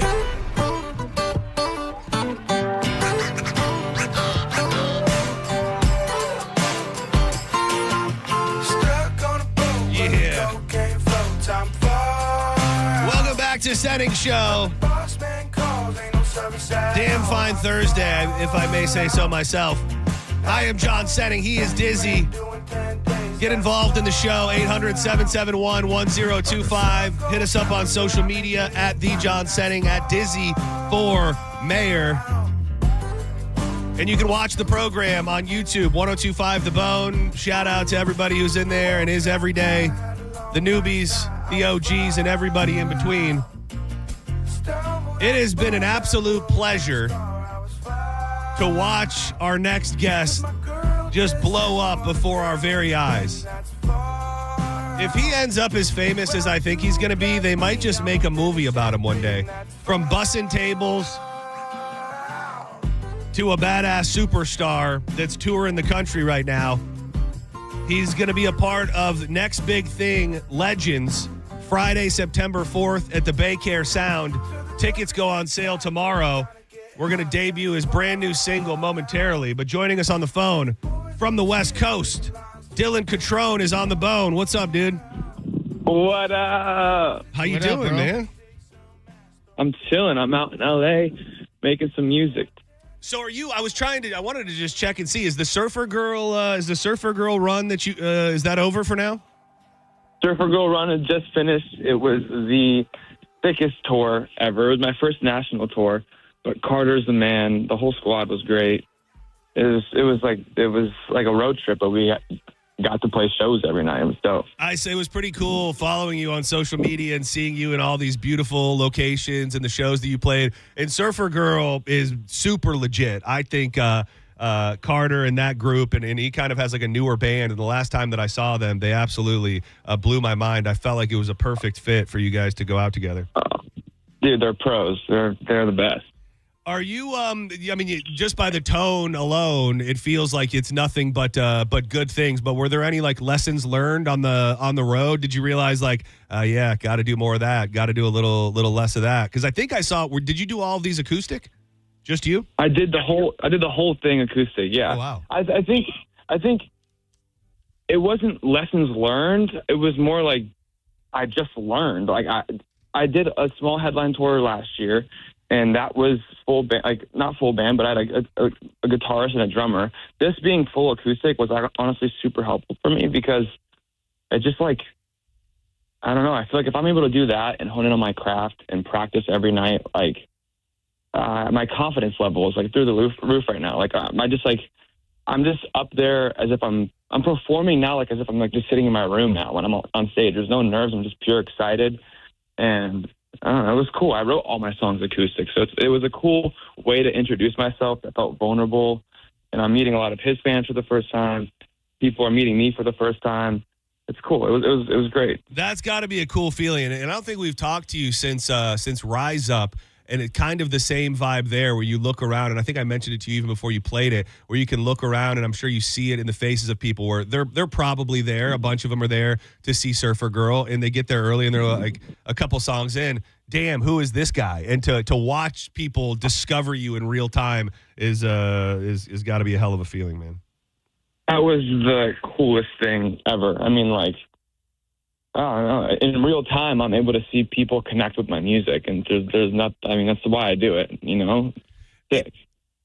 I was gonna say it feels like you are honing in on your sound as well. I mean, obviously, Far Out. We just played it coming back from the break, and I have gotten a little preview of the new single "Whoa Nelly." Does it feel like you're really finding your sound in the way that you want to be put out there? 3,000,000%. I think. I love my whole discography even more now with Far Out. There's a whole through line, and you can not only see my story if you're following me on social media, but like if you're just finding my music, you can hear my whole story. And I think like Far Out really reintroduced myself. Like I don't know, it was. I feel so proud about that song. I feel like I reintroduced myself. I don't know. That song just feels like me. It's a banger. Yeah, even Whoa Nelly. Whoa Nelly feels like me, but there's also like some stuff that I've been working on that's like a whole separate side of that. Like I think like Far Out and Whoa Nelly, like I'm in my summer vibes right now, and there's like a whole Jack Johnson influence, and like you said, like this tour, me being straight up acoustic, like not that I'm doing, I don't know, there's stuff I'm working on that like is a whole other side of it that still feels like summer, but it's not, you know. These Whoa Nelly and Far Out, this is summer. You're on the boat. There's a lot, yeah. Then we'll settle into snuggled up. Eventually, we'll be snuggled up by the campfire, snowflakes falling vibes, warm toasty vibes. Dude, I have to ask you a question. I saw something in the comments on one of your posts, and you were either trolling or you were telling the truth. And when I first saw it, I thought you were I thought you were trolling. And then I sat with it for a second, and I thought, I don't know that he's joking. So let me explain this part first, just in case you were making fun of this person and trolling, so I can explain myself first. I grew up in Michigan, and being from Michigan, there are people like Kid Rock and Uncle Kracker that you just are kind of like indoctrinated into. So early 2000s, we used to go on Thanksgiving night to go see Uncle Kracker play at a little theater in Mount Clemens, Michigan. And obviously he's become something else. He's country now. You know, he's in a different era. But I saw somebody comment on one of your posts and say something like sounds like Uncle Kracker or Uncle Kracker, and you hit him back and said, one of my biggest influences. Were you trolling? I was not trolling. What? So you have an appreciation for Uncle Kracker? Oh my God! Of course, dude. My dad loves him. Dude, that is so funny because I first when I saw it, I thought, oh man, my man Uncle Kracker is catching strays in the comments from Dylan, and then I thought, you know what? He's kind of got that rugged thing to his voice, and maybe he's got a little bit of appreciation for my favorite Uncle Kracker. Dude, that's 100% real. Dude, I mean, I try to capture the feeling of his hooks and my hooks sometimes too. Like every hook is just like your windows down, flying. You know, like you got to capture that. That's badass to hear. Dylan Catrone is on with us right now. We're breezing over the biggest news of all. You are on the bill for Next Big Thing, a festival that is honestly legendary here in the Tampa Bay area, put on by our sister station 97X. And this is the Next Big Thing Legend Show. Yellow Card headlining water parks. And then Dylan Catrone as well. Friday, September 4th at what is undeniably at this point probably our greatest venue in the Tampa Bay area. Diz just went there for the first time a couple weeks ago, the Bay Care Sound. And tickets go on sale tomorrow at 10 a.m. You did your first festival at Rise Up, but this is a pretty huge bill to be a part of with Yellow Card headlining. Totally, I'm stoked. It's so sick. I'm a huge fan. Have you? So it's gonna be. Have you seen the sound yet? Have you seen the Bay Care Sound or been there yet? No. It's gonna be my first time. I'm so excited. Dude, it's badass. It sits right on the water. It's beautiful. It's the perfect size. And I would encourage everybody, first and foremost, to get your tickets. And secondly, once you do, make sure you get there nice and early and find your spot for Dylan Catrone, who will kick things. Kick things off. So you've got this new single, two elements to it. I'm going to ask you about the video first because I had to show Diz the teaser that you put out for the Whoa Nelly video. I don't know if you're going to get this reference. I told him it looks like a movie. It looks like an episode of Euphoria or something. There is a stripper on the pole, and she whispers something in your ear, and then your eyes get giant in black. Yes. Is the rest of that video that'll launch tomorrow as well? Is it as insane as the first 15 seconds? 100%. And what's crazy is that teaser is the last 15 seconds. Oh, look at that. Oh, now I'm super intrigued. I want to know how you end up there from the first half. Exactly. So I don't even know if you guys noticed, but in the Far Out music video, the guy driving the boat is Nelly. He gets introduced in Far Out. I was so curious again from creeping on your comments when you put out the said I think just a teaser of a teaser that was the next single. I saw people commenting, is that Nelly? Is that the Nelly from Bradenton? Is that the Nelly from Anna Maria Island? Who the hell is Nelly? Nelly is Jackson's stepdad, my tour manager. Oh, damn. Oh, we know. Yeah, Jackson, the man. That's your buddy that you've been in here with, right? That's my best friend who's on the road with me now. He's my tour manager. He's my right-hand man. But his stepdad has just been a local on the island. His grandparents, everyone. Everyone knows Nelly on the island. Everyone knows his family. He's probably proud to say it. He's an island rat, like everyone knows it, that's how it is. But he just embodies a good time. I've never seen him without a smile on his face. If you need something, you call Nelly. You need your tire, you got a flat tire, you call Nelly. Nelly is just like the local dude. He embodies a good time. And so I'm like, whoa, Nelly. I'm like, who are we calling? That's how I made Whoa Nelly. It's really about his life, but it's all about having a good time. And I think they're both equally the same thing. And that is him in the video, in the teaser that we're seeing with you at the strip club. Yes. That's Nelly. That's Nelly next to you. Nelly's in the whole music video with me. That's dropping tonight at midnight. It is, and we have, if it's okay with you, I've been gifted, and I got permission from all of the powers that be to world premiere Whoa Nelly right now. Can I throw you on a quick hold, and we'll play the song for everybody? Oh, my God. Let's do it. All right. Here it is, ladies and gentlemen. Yes. It will drop officially tonight at midnight on all your streaming platforms with a video that looks like it's pretty badass as well. From our very own, our good buddy Dylan Catrone. This is Whoa Nelly on the boat.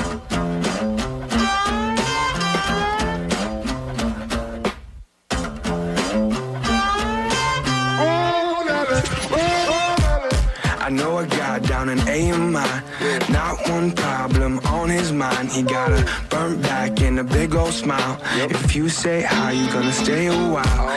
He sells seashells by the seashore. You cut it up until you can't no more. Call him up if you ever get bored.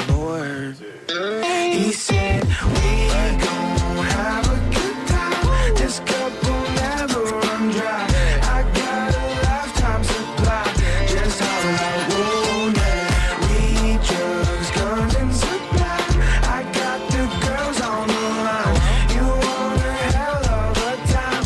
Just holler out, whoa, now.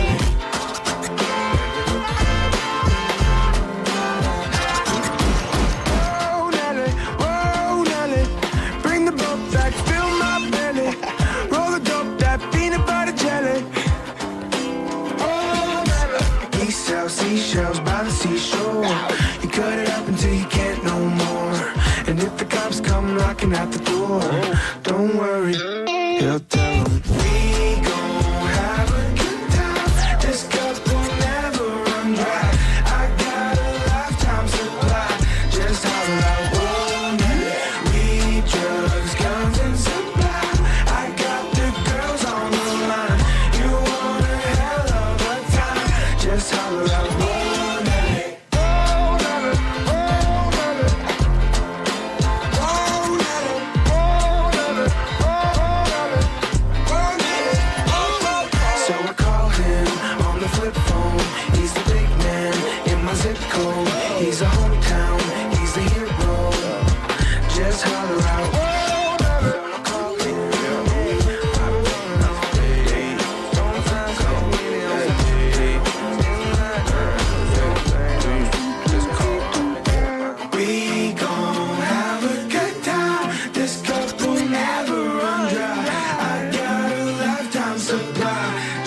holler out, whoa, Nelly. Hell yeah. Man, you did it again. You had another one in the chamber. Hell of a song, man. Congratulations. Let's go. You like it, I actually? love it. I Fun absolutely, vibes to yes. that song, for sure. And you nailed it. It is summertime vibes, and I will say the timing is perfect. Summer is very much underway, and I think you might have a song of the summer on your hands here, my friend. Let's go. Just makes me want to drive to the beach right now. Yeah, it does. Right now. We need to head to the beach. I'll meet you guys there. Yes, sir. Dude, so when are you? What's next? So you're in LA recording music or writing music. When are you back? When are you back in town?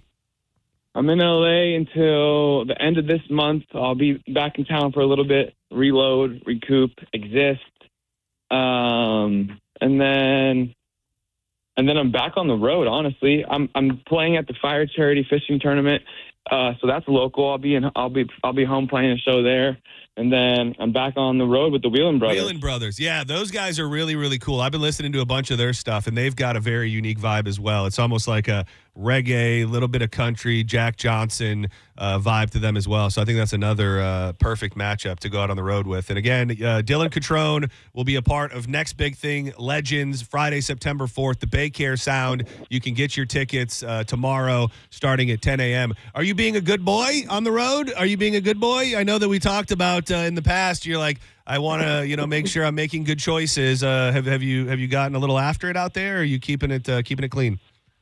I've honestly been keeping it clean, dude. Got my 6-pack back. Yeah. Look at you getting shredded up. I'm just trying to be as healthy as possible. I'll go ahead and have a little fun, but you've got to. Not too much. What's the point of being a rock star if you're not having a little fun along the way? Exactly. Well, dude. Exactly. Got to take the small wins. Thank you for making time for us today. Can't wait to see you maybe even sooner than September 4th, but definitely out at Next Big Thing. And I think, I don't want to speak out of turn, and I don't even know if it's on your radar, but I think we / all of us here will be doing something cool around Next Big Thing with Dylan as well. So I look forward to seeing you, man. Congratulations, and thanks for checking in. Yeah. Give her a lift to Jackson. Yeah, send her. Give Jackson a kiss on the cheek for us. Yeah, and Papa Nelly. I will. You guys are the best. You guys are the best. I'll see you soon. Love you, buddy. Dylan Catrone, if you need him. That's a damn fine song. Yeah, the guy's making bangers. Shaking and moving, man. That guy's killing it. Right.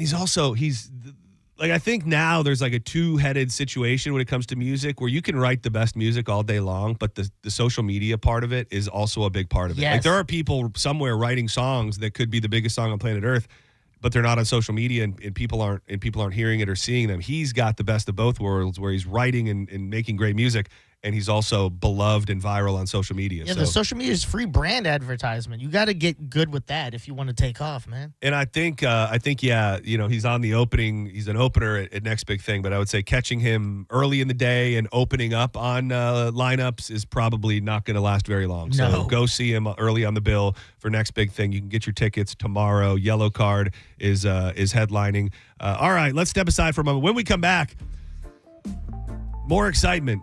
I hope he's going to answer. But Ian Beckles finally spoke. We tried to get a hold of him yesterday. Couldn't, because I think he's on his technology fast. But he spoke out today with Johnny B about his feelings towards Pat Maroon, his feelings about whether or not he could beat up Pat Maroon. And we're going to attempt to get the big rig on the line. And when we come back, maybe even play the clip, we have a winner. Oh, we got a winner. Hell yeah, baby. Corey sent us the audio. Oh, hell so let's yeah. check it in the break. Dude, it's a celebration on a Thursday. Yeah. Don't go anywhere. More Senning Show on the way. Wild Fork Foods. I love Wild Fork. My whole family loves Wild Fork. And they love it just because they love it. They're not getting paid to love it. I go there. I pay for all of the things that I buy.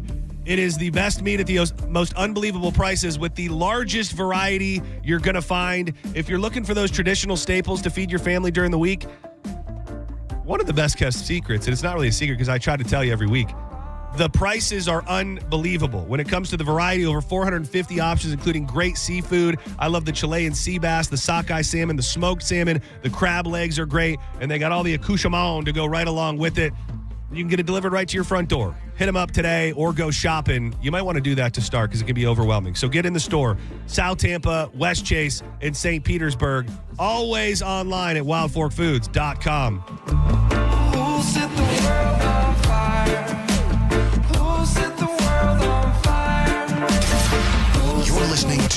Senning Show on 102.5 The Bone. The Bone Bonus is back. The Bone is giving you $1,000 5 times a day, every weekday. Just listen for the Bone Bonus keyword at 8, 10, noon, 2, and 5. Head over to the free 102.5 The Bone app and enter the keyword for your chance to win $1,000. It's the Bone Bonus.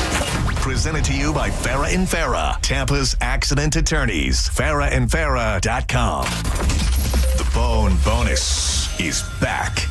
102.5 The Bone. Real, raw radio. Hurt in a slip and fall? Take back control of your life. Call Anajar and Levine Accident Attorneys at 1-800-747-FREE.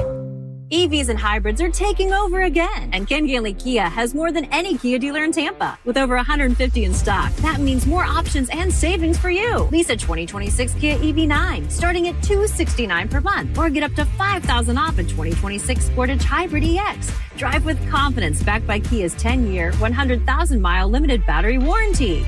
Ken Ganley Kia, NewportRichie.com, where the savings are electric. For offer details, call 727-853-1393. Take control of your life and make that change you've been thinking about. Whether you're in a career that you've hated for years and years or just at a dead-end job, how about a life in the world of aviation maintenance? Well, it all begins at the National Aviation Academy right here in beautiful Clearwater, Florida, where you'll be working hands-on, tinkering on jets and engines and planes and all sorts of things that fly through the sky. You'll be trained in just months and entering the workforce, so make that decision today and visit NAA.edu. It's the first day of the first grade, and she found a new best friend. It's a laid-back Sunday afternoon you wish would never end. The homemade taste of Bluebell and good friends gathered round. The good old days are being made right now. Like our original gold-rimmed Bluebell homemade vanilla, the country's gold standard of ice cream flavors since 1969. Its hand-cranked taste takes you back to simpler times. That's why we put the word home right on the carton. The good old days are being made right now. The good old days are being made right now.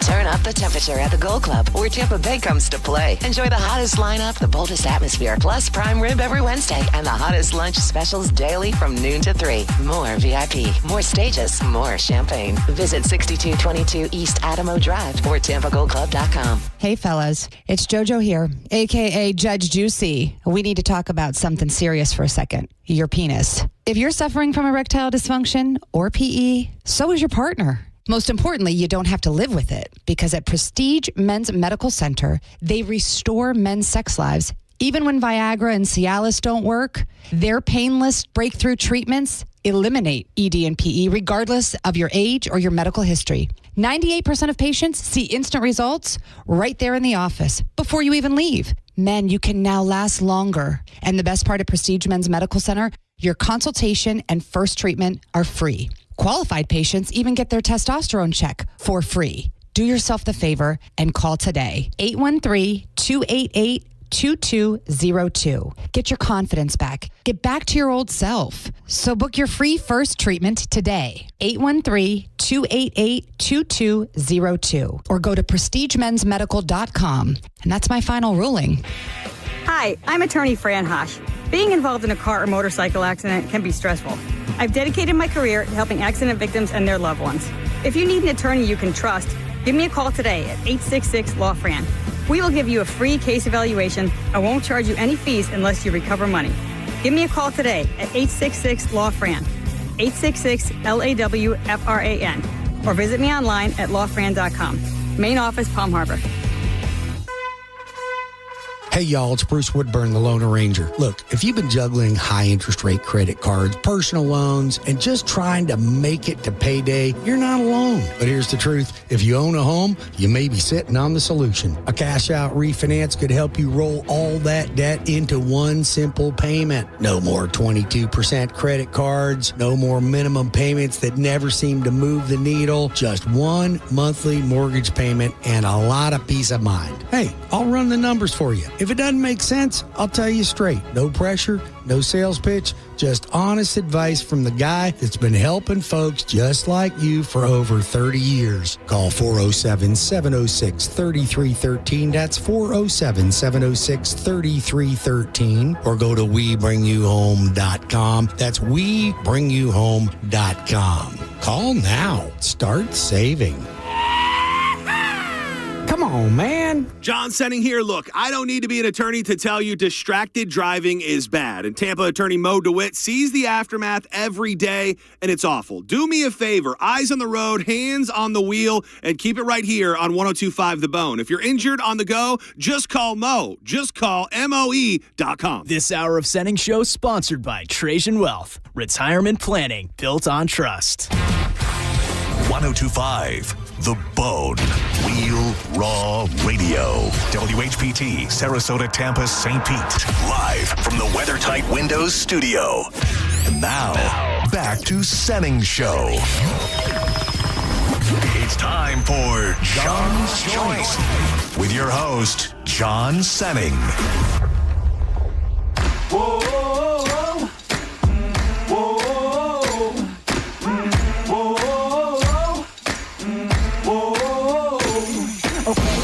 In the morning to the clear blue sky. Turn up the music when I hop in the ride. The windows down, let the whole world see. Ain't nobody rock it like little old me. Welcome back to Senning Show. It's John's Joints. It's going to be a little different today. We're going to dig into some other things that we need to handle. I'm John Senning. He is Dizzy. Drew will be along a little bit later today. 800-771-1025. Hit us up on social media at The John Senning, at Dizzy for Mayor. Oh, do you have that audio over there? Oh, yeah. Oh, I have it. I have it. Cool. I don't know why I thought I didn't. Let's see. Stand by. You know, you can win $1,000 here every afternoon and all day long here on The Bone. And let's see this guy when he won his money. Let's see what he had to say. Go for it, big guy. Hello? Hey. Yes. You won money. You won money, big guy. Yeah, I sure am. Yeah. You're Doug, right? Appreciate you, Doug. I sure was. Yep. You registered. You did. Congratulations. Shout out anyone? Heat. Yep, that was the word. Yep. Good work. Nailed You're a it. genius. Awesome. Who do you love on The Bone? That is good news. Shout out everybody you love. Who gave you the money? What show were you listening to? I've never won anything, really. Yeah, I know that's cool, but what show were you listening to when you won? Goodness gracious. Man, I You don't can't know. remember? So many things I could do with it. Probably pay some bills, but have some fun with it also, And who hooked you up with that money? Yeah. Just tell us specifically. Your favorite show. I sure can. My name is Doug Dowda. All right. I live in Spring Lake. And, darn, what else did you say? I'm sorry. Your favorite show and who you like on it. Oh, yeah, and I wanted to thank The Bone. I listen every day, especially the Drew Garabo live show. Oh, at least Drew got a shout out. Hello? Hang up on this I can't be mad at him, but I mean... You want to know what's funny is I feel like every single day I say like shout out and say something about us and I like mention a couple things. Today was like the only day I didn't do that. Oh, you did I it? did not do that. No. So you're saying it's on us? Well, no, it's not because I would like to think. But still, congratulations, Doug. $1,000 richer. You have your next opportunity with Doug's favorite personality, Drew Garabo, coming up at 5 o'clock. So make sure you're keeping it locked here all day. We're giving away $1,000 multiple times throughout the day. So, we were waiting to hear back from Ian Beckles because I had thrown out the idea that maybe if the punch out's going to be a thing, which it seems like the rule is going to be, if it is going to be a thing, we can't have any employees fighting. I don't know if they're going to find a workaround around that, but I said we put up our best friend, most fit friend of the show that could fight, and then the Mike Calta show does the same. It's a Senning show versus the Mike Calta show face off. Their best versus our best, and I threw Pat Maroon out there. who told me he was mildly interested. And immediately Mike mentioned Ian Beckles. And I didn't know, I didn't know if that was even going to be possible. He had been fairly quiet, didn't hear from him, I don't think. He didn't post anything on social media, which wouldn't be expected. We tried to call him, couldn't get a hold of him. So I was waiting to see and hear what he was going to say with Johnny B today. And Johnny did ask him a little bit. Now I'm going to play some clips. Now, I will say this. The first thing that Ian said was, I'm a 58-year-old man and I got a bad shoulder and I'm not really wanting to fight. But then he kind of worked himself up a little bit, and this is just a snippet of one of the things he said in regards to Pat Maroon. If I would happen to do it. Yeah. Watch yourself, Pat Maroon. Wow. Watch yourself, Pat Maroon. The big rig you're telling that Watch to? yourself, Pat Maroon. My man who faced down all the Panthers. Wow. On their bench and said, come at me, dog. What you want? I want all the smoke. Oh, man. Watch yourself, Pat Maroon. Them is fighting words. If I would happen to do it. Yeah. Watch yourself, Pat Maroon. Because I'm just saying, I'm serious. If I would you got to get it over quick, right? No, but if I say I'm going to do it, when I walk in that ring, Pat Maroon's going to go, oh, boy. Oh. Yeah. And it's going to be a flurry. Well, I might get hurt, but Pat Maroon is going to say, I'm not fighting that guy again. So Pat, I think is going to join us. I called. We've already gone down the road of Pat and how hard he is to nail down. Yeah. I texted him 10 minutes ago. Can you come on at 3? Yes, sure. I call him at 3. He goes, I'm at the DMV. He's at the DMV. I'm at the DMV. Can you call me back? So, I'm not saying that there is a pattern here, but there's absolutely a pattern here. And let's see if we can get him on the line. Now I wonder if he's even going to answer.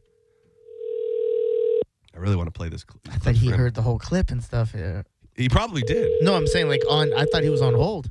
No. He said he was at the DMV. Can you call me back? Man. See, this is it. We're working here, brother. Oh. Hello. What up? The big rig is on the line. Hold on here for a sec. It's fine. Let me play your entrance music anyways. We'll get everybody Hold pumped on. up. I know you hold on. Yeah, you.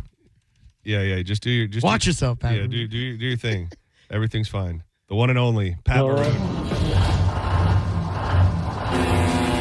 Yeah. You know him. You love him. He is our adopted Florida man, back to back Stanley Cup champion. The big rig is on the line. Dude, the DMV? Don't you famous athletes have people that handle the DMV for them? You're just schlubbing around at the DMV? Well, yeah. I mean, what do you mean? I don't know. It just seems like you'd have a caretaker or a somebody that runs around and does your errands for you. Like go to the DMV. No, I'm a normal human being like you. Dude, look at that. Like, he's a man. He's a man of the people. So let me just let me set the stage for you because I feel like you don't fully know what's going on. So years ago, this station put on a couple events. I think there was was there 2 or 3? 4. I was in the last one. There was 4? I was in the last one. Oh, damn. I didn't know there was that many. An event called The Punch-Out that is really put on by our morning show, The Mike Calta Show. And it's a huge event where in the past, employees that work here have fought each other. Martin Gramatica fought in one against Spanish. And it's a huge event. We've held them at Ferg's. We held it at Janus. They had one at the brewing company out in Palm Harbor area, I believe. And so the talk is that it's coming back and that there was talk of looking for a main event. So I texted you and I said, would you be interested in a celebrity boxing match? And you did not say no. Is that safe to say? Yeah, I was just asking questions. Yeah, just asking questions like what the hell's going on. So I went on with the morning show and I threw it out there because I knew that at the very least it wasn't a no. And I said, Senning Show versus the Mike Calta Show. We'll put up our best. You put up your best. We might be able to get Pat Maroon on board. And immediately they said Ian Beckles, former Buccaneer player, long-standing radio personality, and all-around beloved figure here in the Tampa Bay area. And then today on the Mike Calta After Show was his first response back. Do you mind if while you're on the line, if I play you a little bit of what he had to say? Yeah, I just don't understand why he's chirping me out of the gate. All right, stand by. You're gonna hate this then. All right. Everybody just be easy. Oh, sorry. That's the Ultimate Warrior. That's not what I was looking for. Here you go. These are just a couple clips. Here you go. If I would happen to do it. Yeah. Watch yourself, Pat Maroon. Because I'm just saying, I'm serious. If I would you got to say, get it over quick, right? No, but if I say I'm going to do it, when I walk in that ring, Pat Maroon's going to go, oh boy. Yeah. And it's going to be a flurry. I might get hurt, but Pat Maroon is going to say, I'm not fighting that guy again. Any thoughts on those comments, Pat Maroon? There's more, by the way. Yeah, I don't understand why he's coming at me right now. Well, I mean, I'm not like he didn't just mention your name out of nowhere. In his defense, it is now being positioned, and he was asked, "Would you fight Pat Maroon?" Yeah, and then he started going the opposite way. He did. He definitely did. To me, he'd just be like, "Oh yeah, that would be a fun fight." Like now he's all blown challenging me and telling me I should be scared when he sees me in the ring. Yeah. Like I don't know. How old is he? He is an older gentleman. Older, he is an older gentleman, and he did. I will say, I'm playing you the juicy parts. I would be lying if I didn't tell you that. He did start it by saying I'm a lot older than Pat, and all of that. But then it did eventually ramp up into what you heard right there. So I believe he's 58 years old.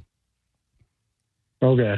Yeah, I mean he's an athlete. He played a sport. I'm sure he keeps in pretty good shape. Yeah, he's in really good shape as of late.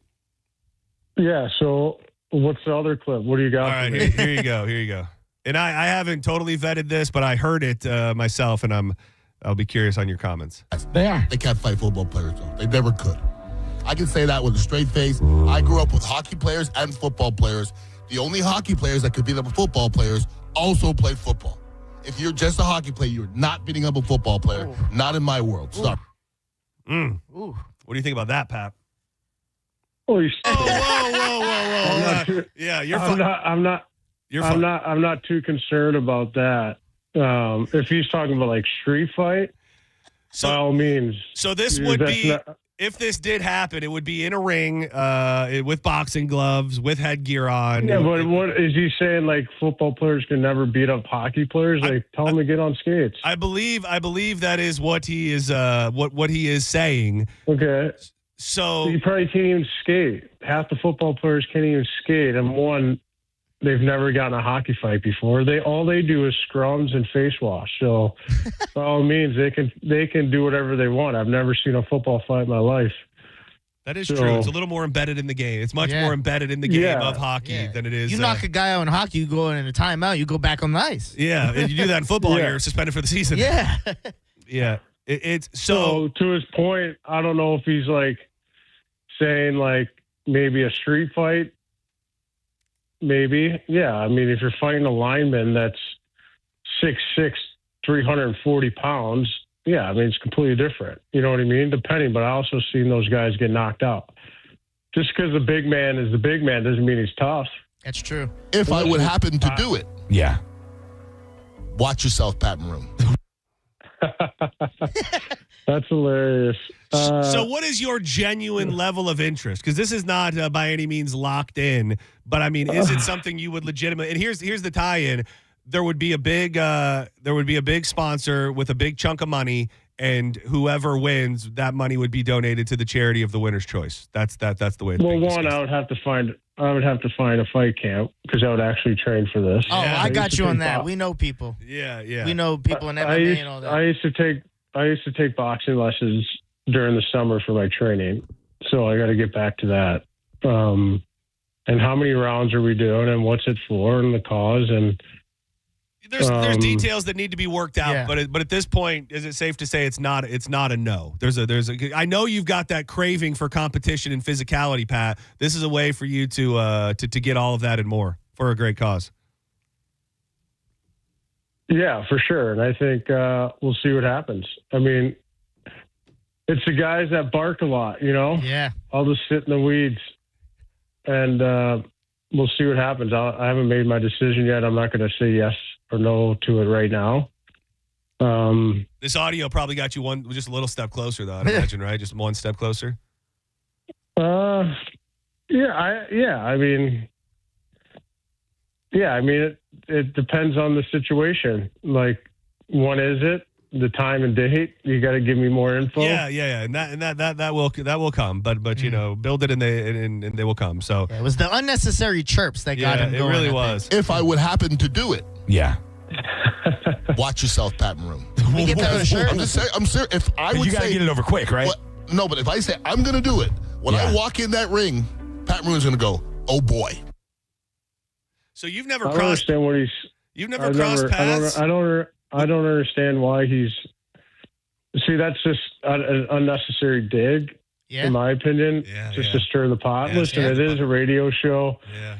If my name gets out there, I'm sure they'll get a lot more clicks. So he needs me. Yeah, use my brand. You can use my name, my brand, to get the people to watch your show. That's all I can say. You know. Where's Ian's ranch sauce? Yeah. Oh man. So that's fine. I don't think anyone knows who Ian Buckles is, to be honest with you. So I think people would come to watch Pat Maroon fight, not Ian Buckles. So that's just my opinion. Oh man. So he needs to keep my name out of his mouth. Unless he needs more subscribers to his show, he can keep using it. Yeah. So that's all I can say. And it was only right that we opened the floor for you to say what you needed and wanted to say here today. I will say, look at us, 2 times in 1 week. Yeah. Look at the boys are back together, dude. All of the cancel the poll. Don't pay any attention to the fact that Pat got smoked in that poll because he's back, baby. No. Yeah. Hey, yo, I don't know if that's how you want to word it. Pat, have you ever been in a fight where you got knocked out or like by the end of the fight, you're like, damn, I really lost that one? Yeah, I've been in plenty of fights I've lost. Okay. I also been knocked out. It's a chance. You know, every time I would go into a fight, I didn't expect to win or lose, right? Yeah. You know? It's a momentum shifter for the game. It's completely different. I think when you go through the fear of like, you know, in the beginning of my career, when I started fighting, I was fighting heavyweights. Yeah, there was some fear in me when I'd go home and take a pregame nap, and then I'd be tying my skates knowing that this guy's going to be barking at me, and he's a tough guy, and I have to stand up for my teammates and myself to stay in the league. You know, at that point, you're just trying to help yourself and hopefully don't get knocked down and get embarrassed, but that comes with the territory, that comes with the job. So even the best fighters get knocked out. It's not something normal or to be embarrassed about, so listen, I don't know if he'll knock me out if it comes to this case, but it's the nature of the business. All you need is one punch. Yes. Yeah, listen to this. Yes. Listen to this guy. Only one has to connect right. That's all that matters. Man, why? Yeah, and go ahead. Oh, I was. No, you go. I was just going to thank you for answering our call. Oh yeah, I love how you guys are stirring the pot right now. This is like something. But we're not stirring the pot. The pot is here. The pot has some stuff in it. I mean, I'm just really the pot has been stirred. Now I'm just serving you up the soup that I had hope already you been. guys have my back. Oh, dude, what do you mean? It's You're our Senning Show guy. versus You're our something guy. else. Yes. If this comes to fruition, we have. Well, we still have your back. Listen, Pat, Ian Beckles is Trini Canadian like me. But I got your back. You hear that? I got Pat's back. In fact, when I fought in the Punch-Out, Ian was on the other side. He was in the under corner. He was back in Hoppy. Oh, he was. So yeah, I got to return the favor. Revenge. I'm with Pat. Yeah, no, we're in the maroon camp. Yeah. Did you win your fight? Yes. Unanimous decision, and it was against a guy. Get this, taller than you, 6'9". He's almost 7 feet tall. Yeah. He's freakishly tall. The guy that Dizzy beat a few years ago. Yeah.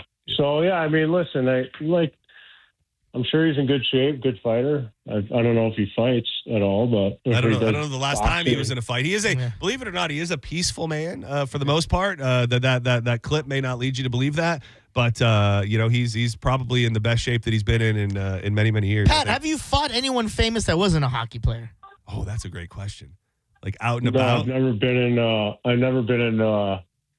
I know they do a lot of charity events in Nashville, like boxing events. Yeah. That I know a couple foundations throw them on, and they actually train heavy for them. Like 3 or 4 months they train, because I think some of them count as a pro card. But no, I've never fought no one famous or got asked to fight in a boxing ring. What about fights on the street? Obviously, we're all familiar with your work on the ice. As a young man, or even throughout your life, were you a regular fighter on the streets?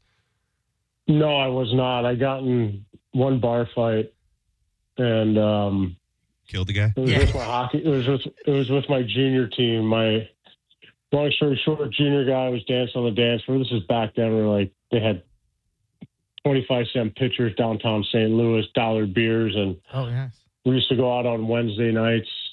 This place called Maggie O's, and the tough guy on the team at the time was on the dance floor, and they were making out with the girl, and the guy comes over, he's like, "That's my girlfriend." He's like, "Well, that's not my fault. I didn't know that." It's true. He's like, "Let's bring it outside." So he did, and we started fighting. And then one guy jumped on him. He kind of swung at me, and I knocked him out. And then kind of escalated from there. But I would say those guys didn't end well.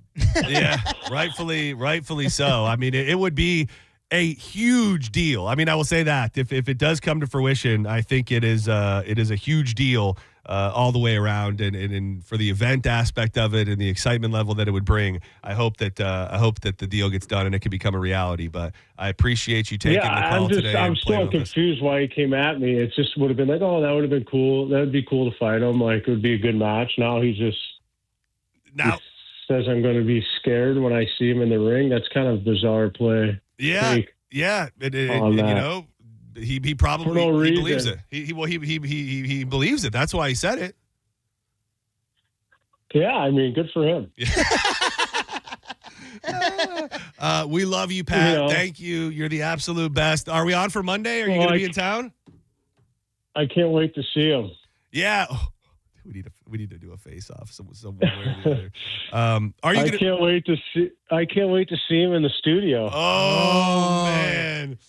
Dude, Can we arrange it? It'll have to be like, I don't know if you watched any of the UFC this past weekend, but those guys hated each other. There's like 30 different security guards. We would have to bring in that security crew that they hire for events. Like each of them surrounded by 8 guys to make sure they don't throw hands here in the studio. No, I don't. The thing is, I don't hate people. I don't hate it. I just hate the fact that he put my name in his mouth.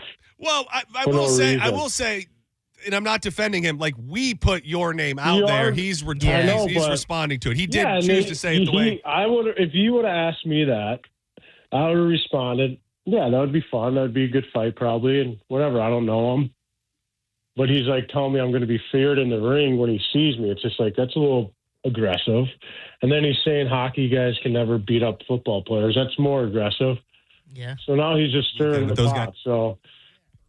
Yeah, he definitely got stirred. Some digs in. He stirred the pot, and he said what he said. If I would happen to do it, watch yourself, Pat Maroon. Because I'm just saying, I'm serious. If I would, you gotta get it over quick, right? No, but if I say I'm going to do it, when I walk in that ring, Pat Maroon's going to go, "Oh boy, oh boy, yeah, oh boy." You want to know something? That's crazy take. I think. He needed the name announcement to get those subscribers again. So, All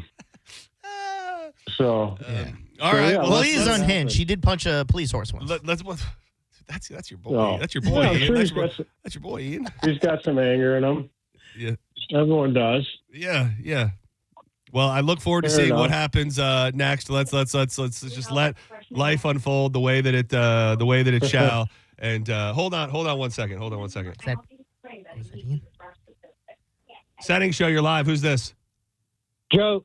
Okay, thank you. I thought maybe it was Ian, but it was not. All right, Pat, we love you, buddy. Are we going to see you on Monday? You're dodging my question. No, I'm not. What time? Can we do 3 o'clock? 3:15? I'll get back to you. 1 o'clock. 1 o'clock. Yes, that'll be perfect. We do news at 3 every day, so it's just tough. So one or 2 is better. Okay, sounds good. All right, thank you. Right, have a great weekend. Send my love to the family. See you guys. Thank you. Bye bye.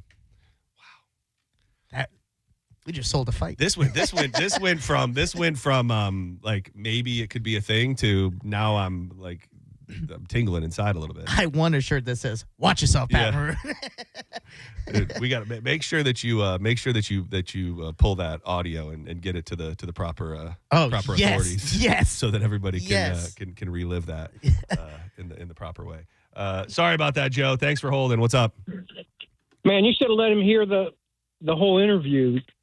You know, that was just the rough stuff. You know, that got him fired up. You should let him hear the whole thing. It seemed kind of passive in the beginning until I said that. I did say that. I said it twice.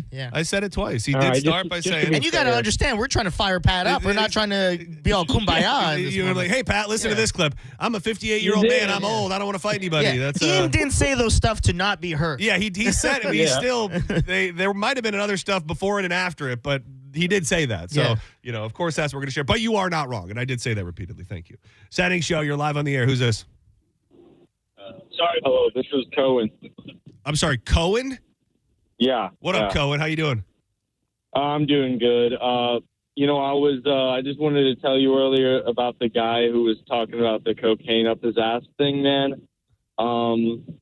That guy, you were telling him to swallow it, man. If that thing had busted in his stomach. What is going on? Thank you, Dr. Phil. What the hell? Jeez. Some people call me Maurice.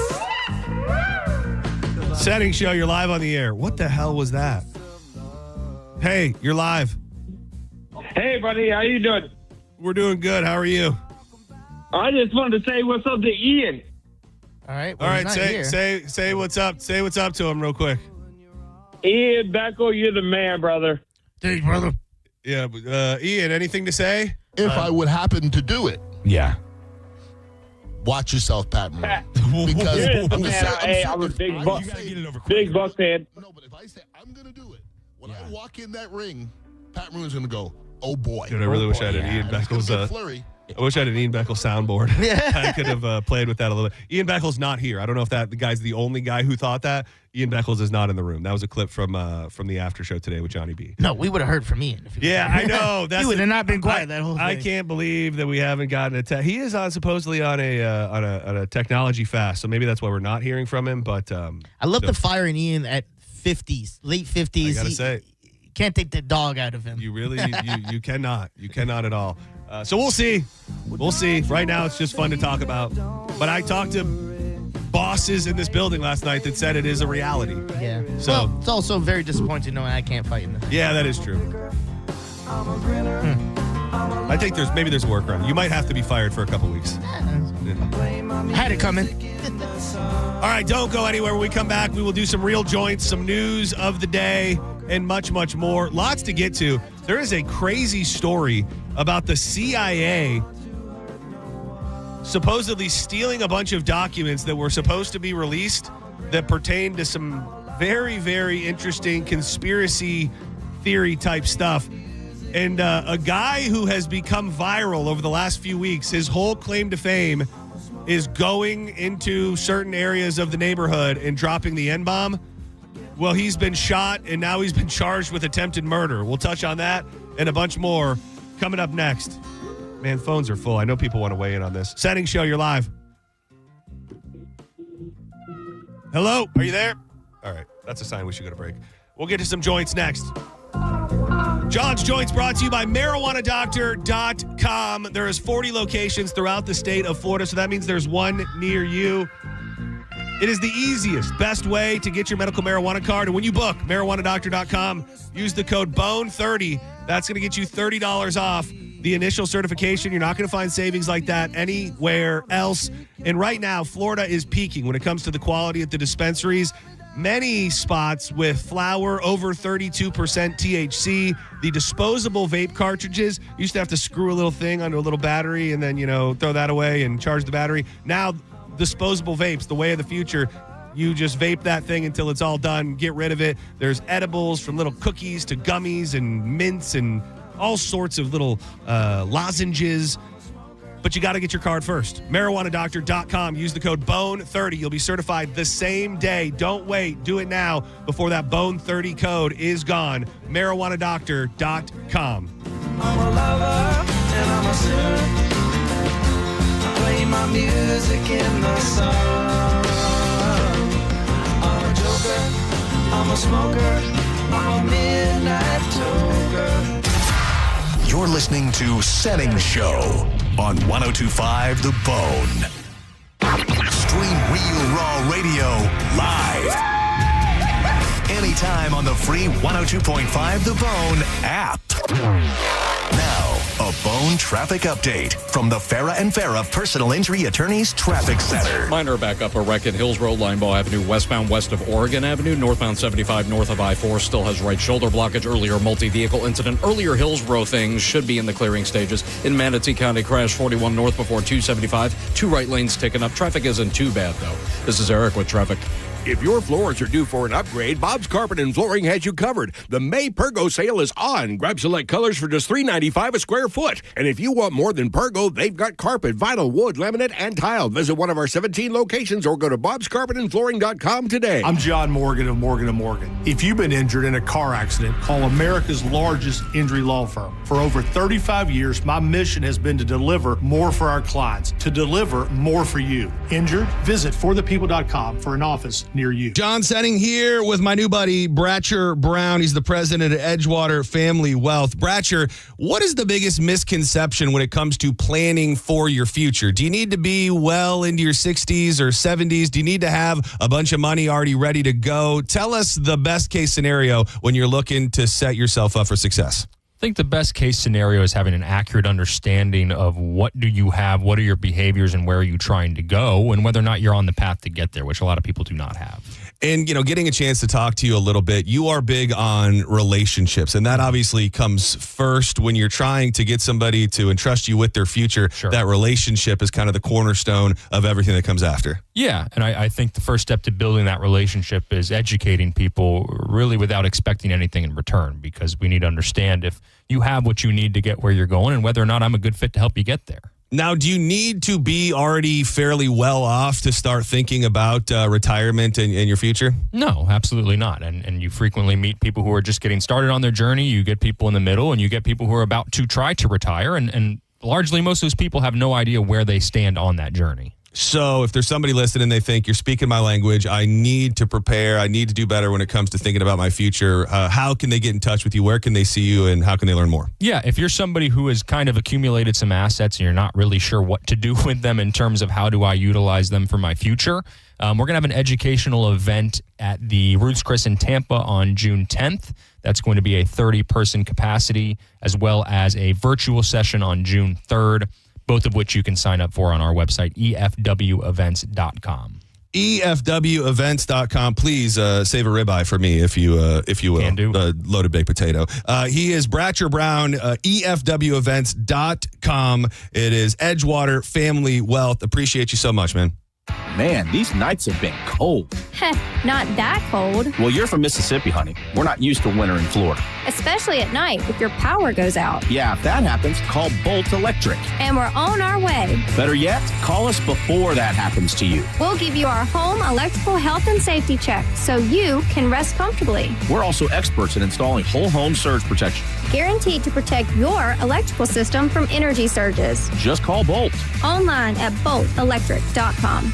Hey, it's Drew Garabo. Quick question as the year gets rolling. When it comes to your health, would you rather know what's going on inside your body or just hope that everything's fine? A lot of people who feel great have no clue something is bubbling beneath the surface until it's too late. That's why I want to tell you about our friends at Kraft Body Scan and a really smart way to take care of your health and get this year started in the right way. Right now, Kraft Body Scan is offering you their couples heart and lung scan, a scan valued at over $2,500 for only $99. It's quick, it's non-invasive, and it can give you real peace of mind or an early heads up before symptoms ever show up. And it's something you and your loved one can do together. To take advantage of it, go to togetherwescan.com or call 813-851-1000. Make sure you use the promo code DREW50. This year, don't just hope everything's okay. Start the year knowing. Again, that's togetherwescan.com, 813-851-1000 with promo code DREW50. That's DREW50. Finding great candidates to hire can be like, well, Trying to find a needle in a haystack? Sure, you can post your job to some job board, but then all you can do is hope the right person comes along, which is why you should try ZipRecruiter for free at ZipRecruiter.com/radio. ZipRecruiter doesn't depend on candidates finding you. It finds them for you. Its powerful technology identifies people with the right experience and actively invites them to apply to your job. You get qualified candidates fast. So while other companies might deliver a lot of hay, ZipRecruiter finds you what you're looking for. The needle in the haystack. See why 4 out of 5 employers who post a job on ZipRecruiter get a quality candidate within the first day. ZipRecruiter, the smartest way to hire. And right now, you can try ZipRecruiter for free. That's right, free at ZipRecruiter.com/radio. That's ZipRecruiter.com/radio. ZipRecruiter.com/radio. ZipRecruiter. Hey, it's Mike Calder from 102.5 The Bone to tell you about my friends at Stingray Chevrolet in Plant City. They've been authorized to sell 200 new Chevys between now and Memorial Day, priced below market value. Do not miss the Stingray Memorial Day event. Have you heard? Trade-in values are up. Trade into a lower payment. You owe it to your family. Upgrade before the best new Chevys are sold, because when they're gone, they're gone. Visit StingrayChevrolet.com. Together, let's drive. Stingray Chevrolet. Relax, enjoy the difference.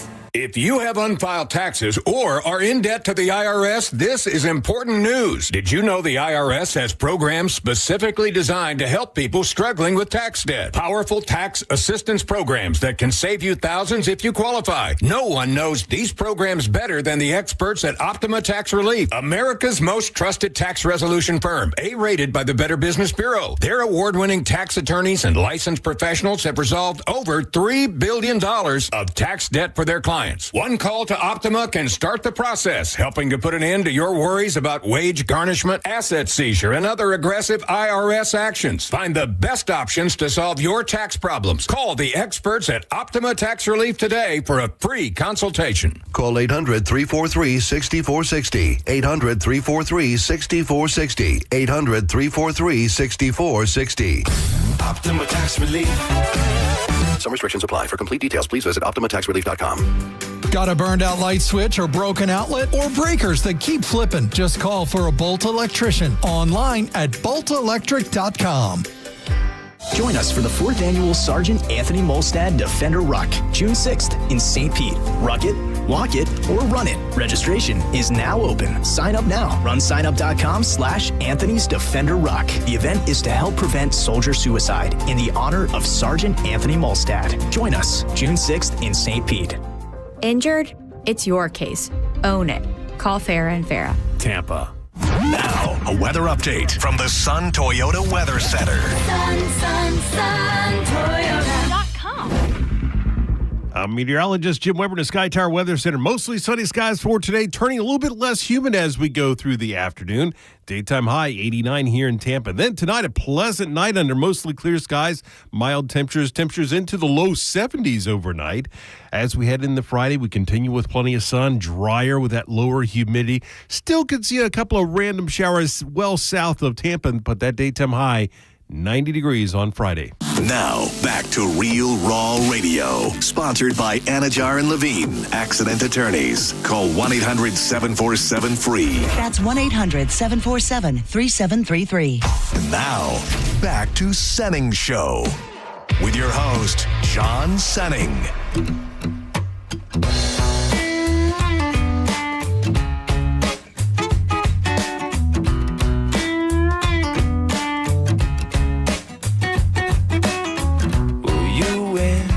Your show. Our buddy Dylan Catrone mentioned him, and I just had to hear him. A little Jack Johnson.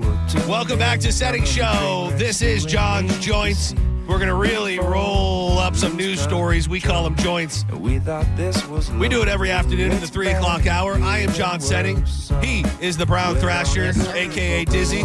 And joining us right now, he's the host of Drew Garabo Live, coming up in about 20 minutes. Dana Teller in the building today. He is Drew Garabo. Show friend Dana Teller. How you doing, guys? We're doing good. She's so fascinating to me. Yeah. Just being in a family that has a superstar in it, and her like carving her own path.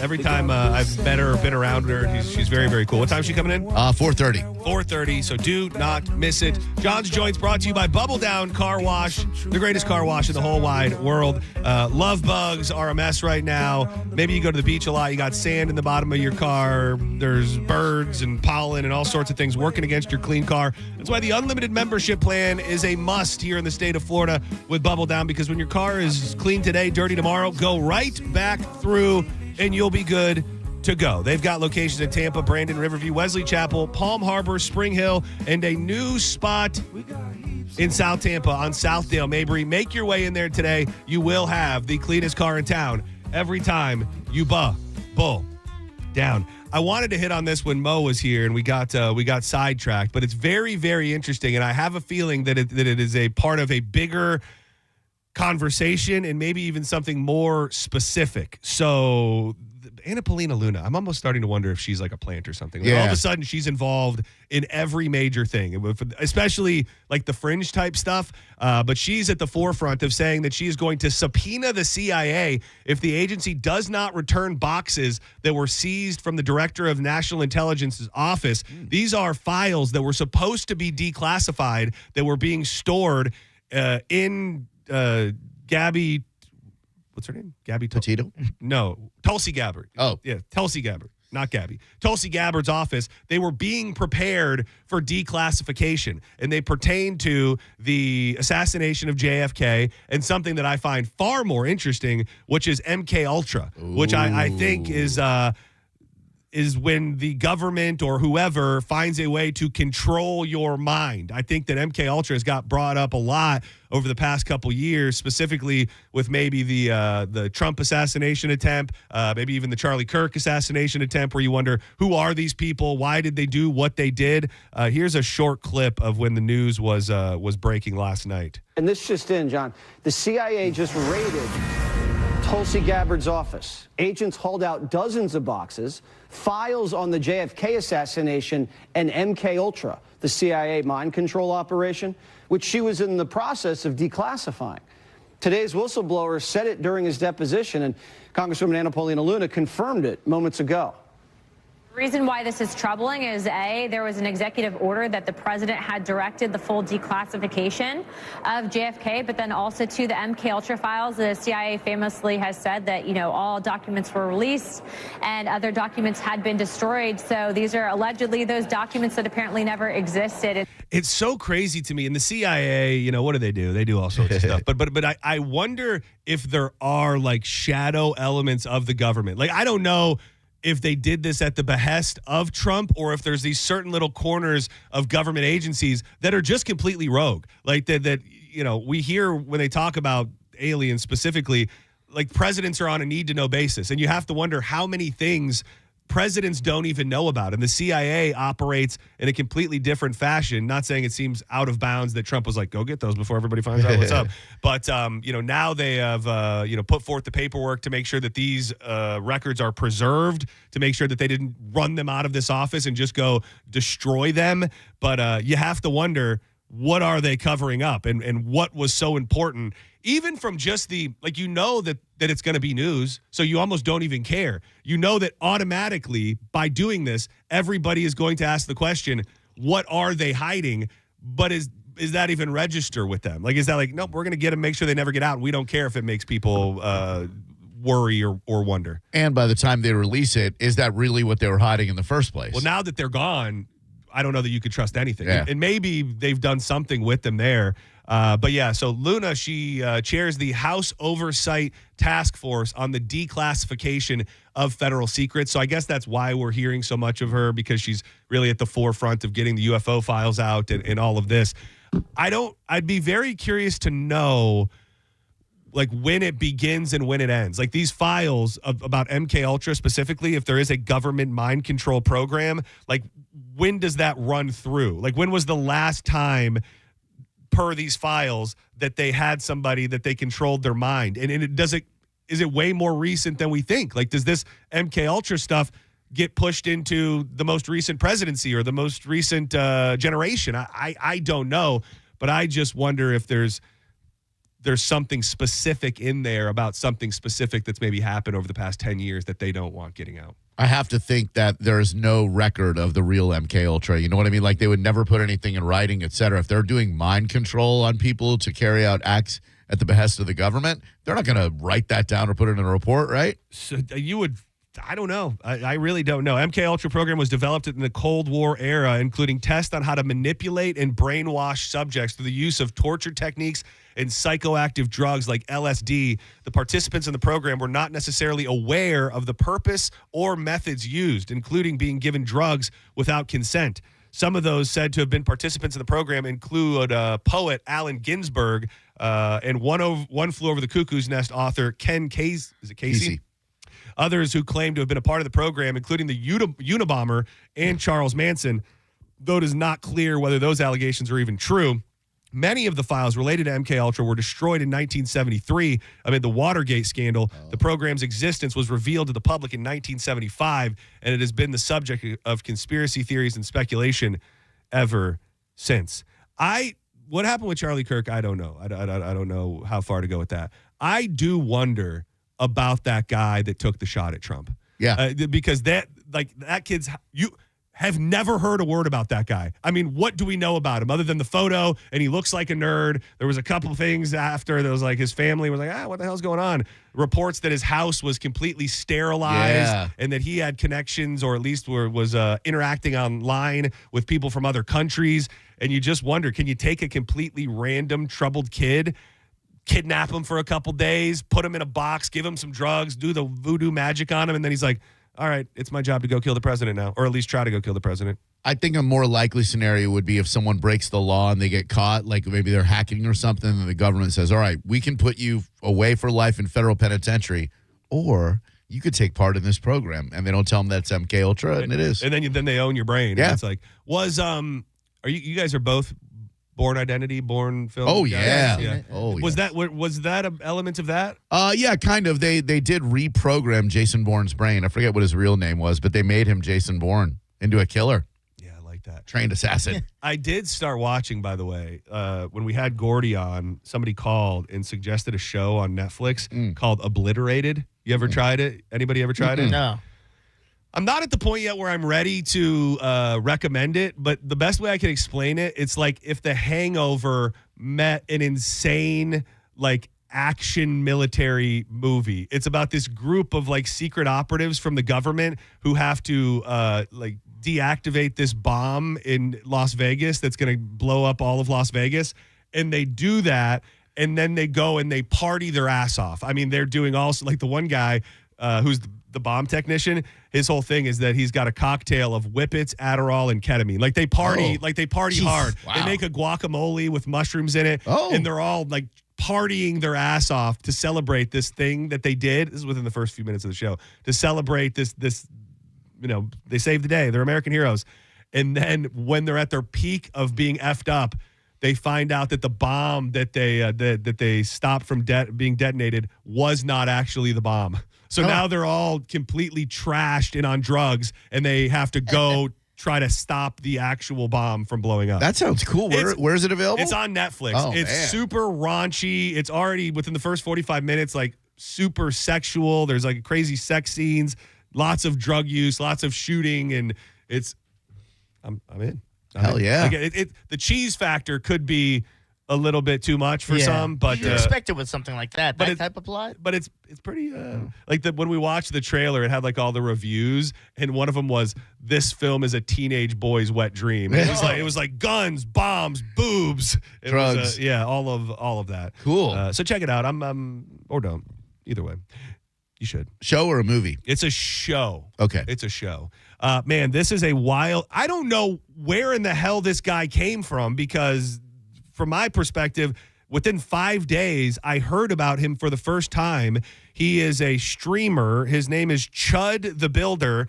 And without knowing about all his videos, his claim to fame is going into certain neighborhoods and throwing around the N-word. That's his whole thing. It's he's testing freedom of speech, and he just wants to offend people. And that's all I knew about him before yesterday. Well, now, racist streamer Chud the Builder has been charged with attempted murder for allegedly shooting someone who confronted him outside of a Tennessee courthouse. The streamer, real name Dalton Etherly, he's 28, shot an unidentified man during a fight Wednesday outside of the courthouse in Clarksville. This guy has amassed an online following by filming himself spewing vile racial slurs to get reactions. Was in court for a civil case over unpaid debts just days after he was arrested for skipping out on a $400 restaurant bill. Damn, this guy's a hell of a character. Yeah. While refusing to stop streaming. He live streamed from the shooting scene, blaming his gunfire on the other man, who was black. According to witnesses, confronting him over his vile online content, he said the man and the others were laughing as he walked by and threatened to hit him if he started spouting, racial slurs. He said, "You start saying all of that." I don't really want to say this. There's some like monkey phrases. I will say, you start saying all that S to me, and I'm gonna hit you. And then he hit me. He started wailing on me. He claims, who has multiple videos where he's using the N-word, comparing black people to I think you pick up what I'm laying down.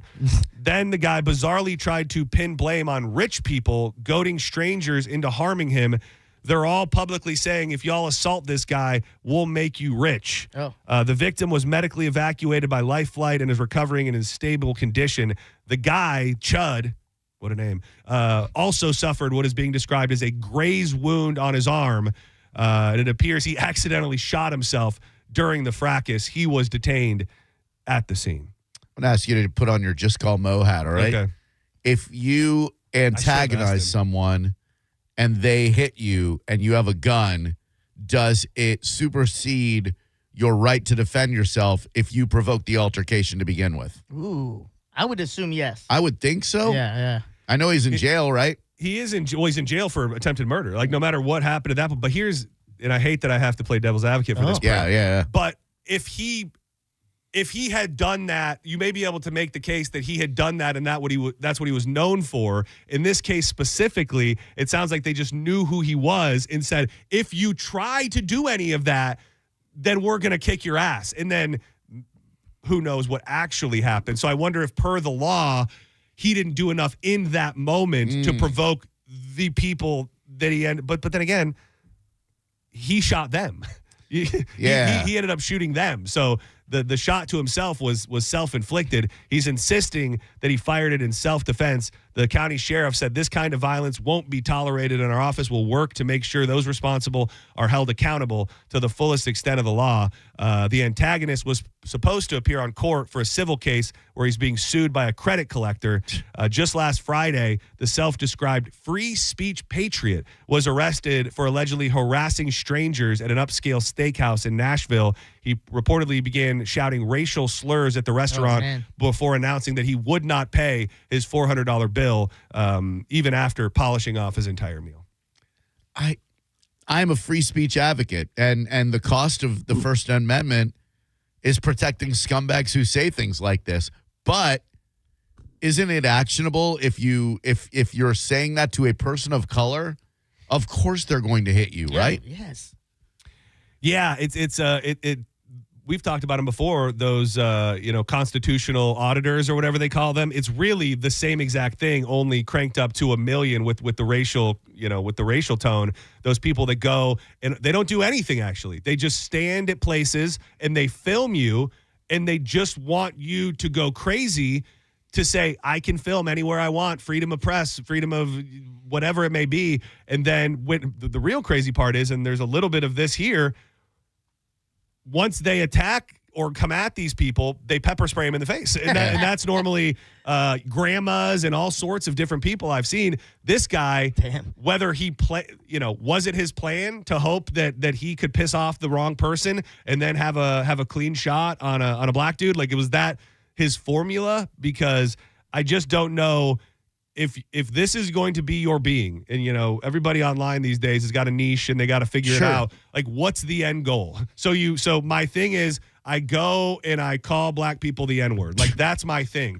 What do you think is going to happen next? Like, once that's your thing and that's what you're known for, where do you go and where do you expect other people to go from there? I think that this incident that happened outside the courthouse is exactly what he's been working towards this whole time. Someone getting violent because of the words he said so he can shoot them.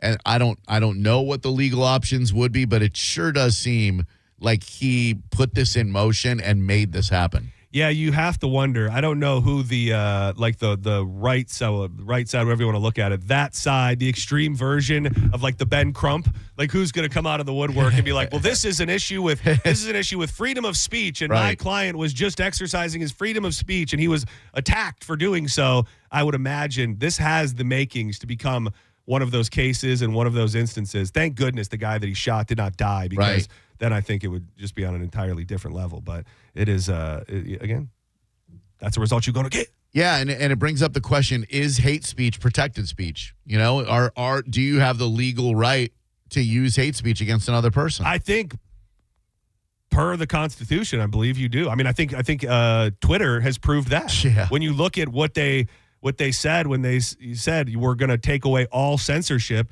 and now, you know, the general consensus on X is that it's a cesspool and it's tons of crazy stuff, and I guess it's protected. Man, would you believe it? What? That's it, ladies and gentlemen. Oh man, a little Josh Heinrichs to set the vibe of this afternoon. That, John. Diz, thank you very much for everything today. Thank you, Doug. Shout out to Just Call Mo DeWitt, justcallmoe.com, PBJ, as we now are calling him, and Drew Garabo. Have a great show. I'll be listening for Dana Teller. He's got your next chance at $1,000 coming up at 5 o'clock. We will be back tomorrow, 1 p.m. We're free balling. It's a Friday, and we'll be in the mix.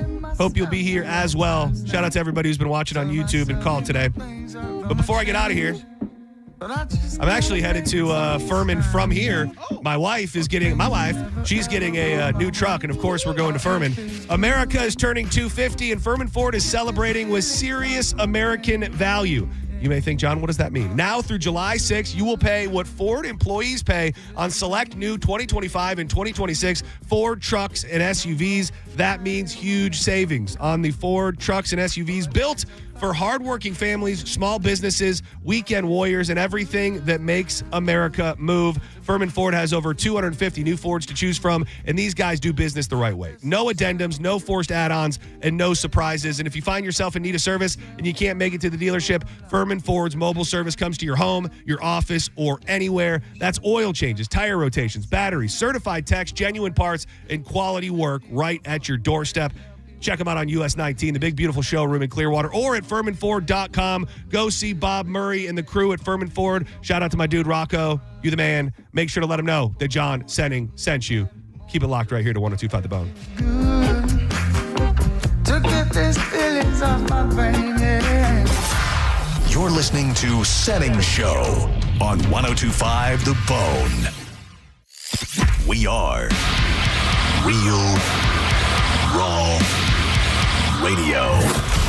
102.5 The Bone. 102.5 The Bone presents the Florida Rock Symphony Summer Concert Series at Ruth Eckerd Hall. You want to rock? We've got your rock right here. And we're making it fancy with a symphony. Come see a live rock orchestra playing all the hits of Led Zeppelin. June 27th, Journey. July 17th, both featuring American Idol finalist Constantine Maroulis, plus David Bowie. August 7th, you can see all 3 shows starting at only $99. Tickets are on sale now at rutheckerdhall.com. Bust out your best tuxedo t-shirt and get ready to rock. For more details, go to theboneonline.com.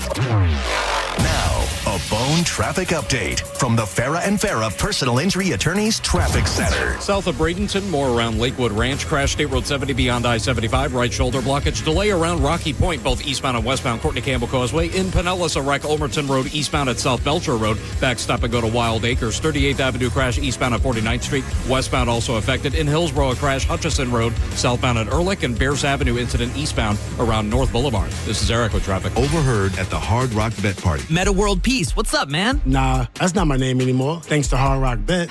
We're doing this again, are we? Now I go by meta, over rebounds, under assists, method of first basket, free throw, piece. Huh. So you really can same game parlay practically anything now on Hard Rock Bet. It's the only place I play these days. Download the Hard Rock Bet app and start playing today. Hard Rock Bet. Roll with us. Offered by the Seminole Tribe of Florida. Must be 21 plus and physically present in Florida to wager. Terms and conditions apply. Concerned about your gambling? Call or text 1-833-PLAY-WISE. I'm Ultima Morgan of Morgan & Morgan. Every time one of my children started driving, it was terrifying. I am quite aware of the dangers being on the road. Thousands of accidents happen across the country. We see it every day. These families' lives will be changed in an instant. We fight for these families as if they were our own. We've become America's largest injury law firm by winning cases just like these. If you've been injured in a car accident, call us. Injured? Dial Pound Law or visit forthepeople.com for an office near you. Are you dealing with bad feet all day? The Good Feet store wants to help you get back to living in comfort. Schedule your free fitting at goodfeet.com. Back to doing what I love and more, thanks to the Good Feet store. Is your financial advisor managing your risk or just a spreadsheet? Hi, I'm Jeff Jr., founder of Trajan Wealth. Many financial advisors rely on target date funds, which are one-size-fits-all portfolios that don't know your name, your family, or your goals. And that passive management can leave you dangerously exposed. At Trajan, we look at the whole picture, not just the stocks everyone else buys, but the private market opportunities most advisors ignore. And as fiduciaries, we build a strategy around you, coordinating your investments, tax strategy, and estate into one cohesive plan. Your financial life deserves more than just a generic portfolio. Real planning isn't a stack of statements. It's the confidence of knowing where your income will come from for the next 30 years. Good enough isn't good enough for your family. It's time for a change. Schedule your complimentary consultation today. Call 855-TRAJAN-1. That's 855-TRAJAN-1. Advisory services through Trajan Wealth, LLC, an SEC registered investment advisor. Private equity investments require accreditation. Other services through Trajan Estate and Trajan Tax. Additional disclosures at TrajanWealth.com. Get in the zone, AutoZone. Welcome to Markdowns for Miles at AutoZone. Got any markdowns on oil? We've got many markdowns on oil. How about on that new STP Any Mileage? You'll save $5 when you buy 5 quarts of STP Any Mileage with an oil filter and get up to 5,000 miles of protection. Heck of a markdown for quite a lot of miles. At AutoZone. Get in the zone, AutoZone. Restrictions apply. Wesley Financial Group is not a law firm. I'm Chuck McDowell, founder of Wesley Financial Group. Did you buy a timeshare because they told you it was a great investment? That's a lie. Most